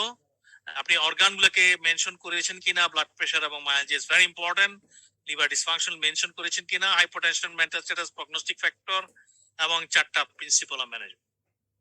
নম্বর 6, এটা অ্যাপথাস আলসারেশন, কিন্তু খুব কেয়ারফুলি ডিল করলে দেখবেন মাল্টিপল অ্যাপথাস আলসারেশন এবং ক্লাস্টারে আছে with a very serious amount of purulent exudates type fibrinous central base at the same time yellowish colour. So এটা আপনার পেইনফুল আর্থ্রাইটিস যদি থেকে থাকে, অথবা যদি থেকে থাকে, এটা বেঁচে যেতে হবে। এটা হচ্ছে যে পার্ট ডায়াগনস্টিকের ক্ষেত্রে রিকারেন্ট অ্যাপথাস আলসারেশন ছাড়া যদি 2 or more criteria fill up করতে চান, তাহলে চোখ, স্কিন এবং জেনিটাল আলসারেশনের কথা মেনশন করবেন। প্যাথালজিটিস স্পেসিফিক নয়, কারণ এটা আপনার সুইট সিনড্রোমে পাওয়া যায়, এট the same time other syndrome গুলো তো পজিটিভ আসে। বিশেষ করে আমি বলবো যে স্কিনে যদি ডিস্ট্রাকটিভ নেক্রোটাইটিক লিশন হয়, তখন কিন্তু প্যাথালজিটিস পজিটিভ থাকে। বাকিগুলা ইজিলি আপনাদের জন্য। স্টেশন 7, এটা বোঝানোর চেষ্টা করা হচ্ছে যে আপনি আসলে মেইলের ভিতর পিটুইটারি অ্যাপোপ্লাক্সি ডায়াগনোসিস করতে পারেন কিনা। 6টা প্রিডিসপোজিং কন্ডিশন হচ্ছে এইগুলো মেইলের জন্য খুব ইম্পর্টেন্ট। ক্রেনিয়াল নার্ভ পালসি ছাড়া visual field defect, alternate mental status, crisis নিয়ে পেশেন্টগুলো আসতে পারে। Neurosurgery is the modality of main treatment. 8 নম্বর, একটা মিডল এজে আপনার প্রবলেম গুলো যেগুলো দেওয়া আছে তাতে বোঝানো হচ্ছে এটা হেমাটোক্রাইসিস, কিন্তু আপনি হেরিডিটারি হেমাটোক্রাইসিস মাথায় রেখেছেন কিনা, এগুলো টাইপ গুলো জানেন কিনা, এটা হয়তো আপনার নলেজ বেস করে জানার চেষ্টা করা হচ্ছে। ডায়াগনোসিস কনফার্মেশন, অফকোর্স আপনি লিভার বায়োপসির কথা মেনশন করলেন কিনা, এবং 2 মডালিটি ফ্ল্যাবোটমি এবং ছেলেশন। রেনাল সেল কার্সিনোমা ইন্টারনিস, এটা খুবই প্রিয় ইন্টারনিসদের, কারণ এটা বেসিক্যালি আপনি বিভিন্ন রকম প্রেজেন্টেশন গুলো সম্পর্কে জানছেন কিনা, রিস্ক ফ্যাক্টর গুলো বলতে পারলেন কিনা। অনেক ক্ষেত্রে লিভার এনজাইম বেশি থাকে, এটা কি আপনি বুঝলেন কিনা যে স্টফার সিনড্রোম কি, এটা হয়তো জানতে চায়, এবং সার্জারি যে স্টিল দ্য বেস্ট অপশন, এটা কিন্তু যে কেউ জানতে চান। লাস্ট অফ অল উইকনেস গ্যালেনোপ্যাথি, এটা অ্যান্সার তো আমরা দেখেছি। I think this are the 10 station যেটা আপনাদের সঙ্গে আমরা একটু শেয়ার করলাম। অবভিয়াসলি কিছু ব্রেইনস্টর্মিং করার চেষ্টা করা। ইউসুফ, আপনি মনে হয় কিছু বলতে চাচ্ছেন, প্লিজ হ্যাভ ইউর ইনফর্ম, বলেন please. Yusuf Ali. Sir thank you sir, excellent presentation. যারা আমরা স্যার মিডলেভেল ডক্টর আছি এর জন্য স্যার খুবই ভালো প্রেজেন্টেশন। স্যার আমার একটা জিনিস জানার ছিল স্যার, ওই যে মিথানল পয়জনিং এতে প্যাপিলাইটিস যদি স্যার অপথলমোলজি ডিপার্টমেন্ট থেকে কমেন্ট করে দেয় স্যার, আর আমরা যদি ফান্ডোস্কোপি করেও মোটামুটি হই, তাহলে স্যার আমরা এখানে সোলুপ্রেডের কোনো রোল নাই স্যার? আইভি সোলুপ্রেড অথবা সাইনোকোবালামিন? নো, কি there's no role. আপনি যদি প্যাথোফিজিওলজিক্যাল কনটেক্সটটা দেখেন, আসলে সোলুপ্রেডের কোনো রোল থাকবে না, কারণ এটা আসলে অবভিয়াস কোনো ইনফ্লামেশন দেয় না। এখন যেটা হচ্ছে যে আই ফাইন্ডিং যেগুলো আছে, এগুলো নিয়ে অনেক পরবর্তী সময় অনেক জায়গায় কাজ করার চেষ্টা করা হয়েছে আর কি। তো কয়েকটা স্টাডি হয়েছে, একটা স্টাডিতে সোলোমেড্রল, ইরিথ্রোপয়েটিন দিয়ে ইন্ডিয়াতে কিছু ট্রাই করছে যে পেশেন্ট, কিন্তু ওদের আউটকামে আসলে কোনো সিগনিফিকেন্স আসে না স্ট্যাটিস্টিক্যালি। কিন্তু স্যার প্র্যাকটিক্যালি কিন্তু স্যার এটা প্র্যাকটিস করা হয় মনে হয় স্যার। আমি যে কটা নিউরোতে স্যার ওরা কিন্তু করা হয় সোলুপ্রেড প্লাস হচ্ছে স্যার সম্ভবত ইরিথ্রোপয়েটিন ইউজ করে স্যার। এখন এটা একটা হচ্ছে যে মিথাইল কোবালামিন অনেক সময় ওরা দিচ্ছে, আপনার মিথাইল প্রেডিনিসন দিচ্ছে, এবং ইরিথ্রোপয়েটিন দিচ্ছে অনেক সময় 3 মাস চিকিৎসা রাখে। কিন্তু আমি বলি this is non evidence base. এটা হচ্ছে যে ধরেন এক্সপার্টরা কিছু কিছু জায়গায় ট্রায়াল বেসিসে অত নিজের মতো করে দিচ্ছেন, কিন্তু আপনি তো এভিডেন্স বেস প্র্যাকটিস করতে চান। এভিডেন্স বেস প্র্যাকটিস করা না থাকলে সমস্যা হচ্ছে যে আপনি যদি মিথাইল প্রেডিনিসন একদম হাই ডোজে দেন, আপনি হয়তো অগমেন্ট করবেন তাকে সেকেন্ডারি পালমোনারি এডিমা করার জন্য কিনা। এই জন্য এগুলাকে আসলে কোনো ভালো এভিডেন্স জেনারেট না থাকা অবস্থায় দেওয়া উচিত হবে না। এগুলো দিয়ে আপনার আউটকামে কোনো ভেরিয়েশন হয় নাই, কেমন ডেথেরও কোনো আপনার মর্টালিটি ভেরিয়েশন হয় নাই, ভিজুয়াল সাইটের কোনো ইমপ্রুভমেন্ট হয়েছে তার কোনো প্রমাণ নাই। আমরা ঢাকা মেডিকেল থাকার সময় we also have done this practice for few of the methanol poisoning. Unfortunately আমাদের যে 6 থেকে 7টা পেশেন্টের এখানেও আমরা কিন্তু কোনো ভালো অবজারভেশন দেখি নাই যে তাদের ভিশন রিকভারি হয়েছে অথবা তাদের আউটকামে কোনো ভেরিয়েশন হয়েছে।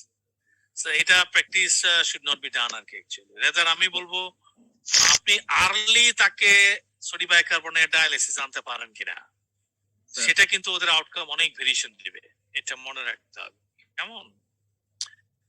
এবং ভেরি রিসেন্টলি ইথানল একটা গাইড প্রোগ্রাম থেকে এস্টাবলিশ করে আমাদের ওয়েবসাইটে পেতে পারেন অথবা আমাদের থেকে জোগাড় করে নিতে পারেন। ইটস আ ওয়ান্ডারফুল গাইডলাইন, মানে এখানে একদম evidence base step by ABG করেও আপনি ম্যানেজমেন্ট দেওয়াটা, নন এবিজি করে তাদের আপনার ফ্লো শিটে ম্যানেজমেন্ট দেওয়াটা, ইথানল দিলে আপনি কিভাবে দিবেন ভেরি সিম্পলিফাই ওয়েতে, যদি আপনি ফর্মে পিছলেও দেন তাহলে কিভাবে দিবেন, সোডিয়াম বাইকার্বনেটটা কতটুকু কিভাবে দিবেন, এগুলো সব লেখা আছে।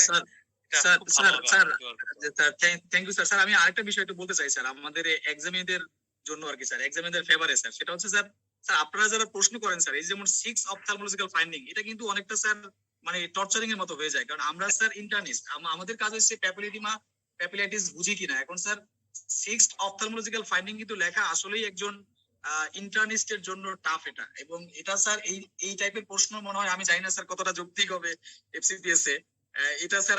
আমি sir ophthalmological finding sir, just papillitis. No look আমি আপনাকে বলি, যখন আপনাকে শর্ট কেস দেওয়া হয় তখন অপথ্যালমোস্কোপি এর জন্য একটা শর্ট কেস কেন নির্ধারণ করা হয় স্যার? সেটা আমি ঠিক আছে স্যার, কারণ আপনাকে দেখতে হবে ইউসুফ যে আপনি একটা শর্ট কেস, আপনি অনেক ক্ষেত্রে 3টা শর্ট কেস দিচ্ছে, 4টা দিচ্ছে। আমরা তো স্যার অপথ্যালমোলজিস্ট না, আমরা no you are not ophthalmologist, but কিন্তু আপনি যদি প্রিন্সিপাল অফ দি পেপিলিডেমার ফাইন্ডিং গুলো না জানেন, you can miss the diagnosis. আমাদের ইন্টারনিস্টরা কেন ডায়াগনোসিস মিস করতেছে? অপথ্যালমোলজিস্টরা কিন্তু ডাইরেক্ট অপথ্যালমোস্কোপি করে না, না sir, they do the indirect ophthalmoscopy, তারা স্লিট ল্যাম্প করবে। অপথ্যালমোলজিস্টরা ফিল্ড নিয়ে কাজ করবে, ওরা পেপিলিডেমার জন্য কি কি ফাইন্ডিং আছে এগুলো মেনশন করবে। এগুলো ইন্টার্নিস্টদেরকে দেখতে হবে যে এই ফাইন্ডিং গুলো থাকলে আমি তাকে পেপিলাইটিস বলবো, আমি থাকলে তাকে পেপিলিডেমা বলবো, এগুলো থাকলে আমি তাকে প্রাইমারি অপটিক অ্যাট্রফি বলবো, এগুলো থাকলে আমি সেকেন্ডারি অপটিক অ্যাট্রফি বলবো। Unless you do not know all the feature, you cannot say this is secondary optic atrophy. এটা বলতে পারছেন না তো যে আমি সাদা পেলাম মানে অপটিক অ্যাট্রফি বলে ফেলছেন না, কারণ এটা তো আপনার অনেক ধরনের সিটোফাকিয়া আছে, তাই না? সাদা তো অনেক ধরনের ডিডি আছে। এই জন্য শুধুমাত্র দ্যাটস নট দ্য ইস্যু যে ইন্টার্নিস্টরা সঠিকভাবে অপথ্যালমোস্কোপি করতেছে কিনা এটা কিন্তু দেখা হয় পরীক্ষা হলে। ওয়াই? আদারওয়াইজ আপনি মিস করে ফেলতে পারেন ডায়াগনোসিস। এটাই, এই জন্য মডালিটি গুলো জানতে হবে। আমাদের এখানে দেখবেন অনেক সময় প্রশ্নগুলো এইভাবে দেয় আর কি, যে একটা ইসিজি দিল, এটা ডায়াগনোসিস কি, এটার কয়টা আছে, কয়টা ইনভেস্টিগেশন আছে। আপনি তো আসলে ওইটা জানতে চাচ্ছেন না ডিজিজ, আপনি জানতে চাচ্ছেন ও ইসিজি ট্রেসিং। না স্যার, আমি স্যার জাস্ট আপনাকে স্যার একটু মনে করাইলাম যে আমাদের ক্যান্ডিডেটরা কিন্তু বেশিরভাগ খারাপ করার কারণ কিন্তু স্যার এইটাই স্যার, যে একদম স্পেসিফিক 6টা 7টা ফাইন্ডিং একটা মানে ওই রিলেটেড এবং ডিপে একদমই আমি 100% মানে না জেনে আসলে মানে হয় না আসলে। এই জন্য sir thank you sir, nice presentation. আমি স্যার জাস্ট জিনিসটা একটু বললাম আর কি sir. Thank you sir. Thank you thank you, so nice of you. So আমার মনে হয় we have a lot of discussion. আপনার একটা পরীক্ষাও দিচ্ছেন, আমি জানি না আপনার পরীক্ষায় কত নম্বর পাইছেন অথবা কতজন পাস করে ফেলছেন। আমার ধারণা অনেকে পাস করে ফেলছেন, করার জন্য হয়তো এটা একটা learning session. Whatever it is, আমরা আমাদের এই ডিসকাশনের মাধ্যমে একটা জিনিস দেখার চেষ্টা করলাম OSPE পরীক্ষাগুলো আসলে কিভাবে হয়, কিভাবে কোশ্চেন গুলো এগুলো দেওয়া হতে পারে, কিভাবে আমরা একটু ব্রেন স্টর্মিং করবো, কিভাবে আমরা প্রিপারেশন গুলো নেওয়ার চেষ্টা করবো, তাহলে আমার মনে হয় বেনিফিট হবে। আর একটা হচ্ছে যে শর্টকাট কোনো তো ওয়ে নাই আসলে। আপনি যখন স্পেশালিস্ট হবেন, আপনি শর্টকাট ওয়েতে স্পেশালিস্ট হতে চাবেন না। আপনি চাবেন আপনি জেনে শুনে একটা ডিটেইল ইনফরমেশন মাথায় রেখে মাথাগুলোকে আপনি ব্রেন স্টর্ম করে তারপরে আপনি একজন স্পেশালিস্ট হবেন। Because you need to be internist. Internee যখন আপনি হচ্ছেন কোন জায়গায় ইন্টারনাল মেডিসিনে আপনি মনে করেন ফেলোশিপ করতেছেন অথবা এমডি ডিগ্রি করতেছেন, তাহলে যে কোনো সিস্টেমে যে কোনো ধরনের কমপ্লিকেটেড ডিজিজ কিন্তু আপনাকে অ্যাজ এ কনসালটেন্ট হিসেবে দেখতে হচ্ছে কিন্তু, right? So when you are seeing an internist একটা নিউরোলজিক্যাল কেস, নিউরোলজিস্টের মতো করে আপনি দেখতেছেন। সো নিউরোলজিস্টের মতো করে দেখতে গেলে আপনাকে অপথলমোস্কোপি, নিউরোলজি যত বেটার পারে তার থেকে বেটার জানতে হবে। নিউরোলজিক্যাল এক্সামিনেশন নিউরোলজিস্টের মতো করে আপনাকে পারফরমেন্স দেখাতে হবে, right? Otherwise you can miss the diagnosis clinically and আপনি ইন্টারপ্রিটেট করতে পারবেন না। সো এই জন্য আমি চাই যে আপনারা নলেজটাকে আপগ্রেড করেন, আমাদের সবার জন্য ভালো হবে। আমরা যাতে খুব স্মল কিছু ইনফরমেশন জেনে যে স্পেশালিস্ট না হতে চাই, আমরা চাই যে আমাদের ব্রড বেসড নলেজ থাকুক, একটা বিশাল আমব্রেলার মতো করে আমরা জিনিসগুলোকে দেখবো প্লিজ। হ্যাঁ, বিশাল আমব্রেলার মতো করে দেখলে আপনি একটা ছোট জিনিস ধরে ফেলতে পারবেন চট করে কোনো জায়গায়, কিন্তু আমাদের ভিউটা যদি টানেল হয় তাহলে কিন্তু আসলে সমস্যা। এই জন্য আমি মনে করি আপনাদের এই সেশনের মাধ্যমে কিছু ব্রেইনস্টর্মিং হয়েছে, আমরা সবাই একটু শেয়ার করলাম, আপনাদের কিছু জিনিস আমি ফিডব্যাক পাইলাম। Thank you very much. আমি আসলে আপনাদেরকে সময় দিতে পারি না, আই এম রিয়েলি সরি, কিন্তু যদি কোনো সময় ভবিষ্যতে আবারও সুযোগ পাই, যদি মেডেক্সেল আবার আসে, পলাশরা যদি আবার আমাকে আনে, আপনাদের সঙ্গে আবার শেয়ার করবো। Thank you very much. Thank you so much sir. আজকে প্রায় 400 উপরে আমাদের পিয়া ছিল পার্টিসিপেন্ট, এবং এটা প্রমাণ করে যে আমরা আপনাকে কত করে চাই। আপনি ব্যস্ত থাকেন এ ব্যাপারে সন্দেহ নাই স্যার, বাট আপনি দেখছেন আজকে সবার রেসপন্স এবং আদার্স যে কতটা ইফেক্টিভ এই ক্লাসগুলো হয় sir. Thank you so much. আপনি এই অ্যাডমিনিস্ট্রেটিভ কাজের মধ্যে যে একাডেমিয়াটাকে গুরুত্ব দিচ্ছেন, মানে স্পেশালি মেডেক্সেল, আমরা যারা ছোট এখনো, it's an inspiration for us. আর সবাইকে অসংখ্য ধন্যবাদ স্যারের ক্লাসে উপস্থিত থাকার জন্য সময় মতো, এবং স্যারকে আসলে ধন্যবাদ দেওয়ার আসলে কোনো ল্যাঙ্গুয়েজ আমাদের জানা নাই। আমরা এই কয়েকদিন স্যারকে খুব বিরক্ত করেছি একটা ক্লাসের জন্য। Very sorry for that, but I think it's worth it যে আপনি শেষ করে আমাদের সময় দিয়েছেন স্যার। আমরা আপনার কাছ থেকে অনেক অনেক অনেক বেশি ক্লাস চাই, আরো আশা করি স্যার আমরা ভবিষ্যতে আপনাকে আরো পাবো। আর আমাদের এই আয়োজনে আমাদের সাথে সবসময় থাকে হচ্ছে মুভিস্তা ফার্মাসিউটিক্যালস, তারাও আসলে একটা বিশাল ধন্যবাদ পাওয়ার তারা যথেষ্ট সাহায্য করছে টেকনিক্যাল বিষয়গুলোতে। আমরা স্যার ভবিষ্যতে আপনাকে আবার পাবো, এবং আপনি সুস্থ থাকুন, দীর্ঘায়ু হন, আমাদের জন্য কাজ করেন, একাডেমিতে চালু থাকুন। Thank you so much.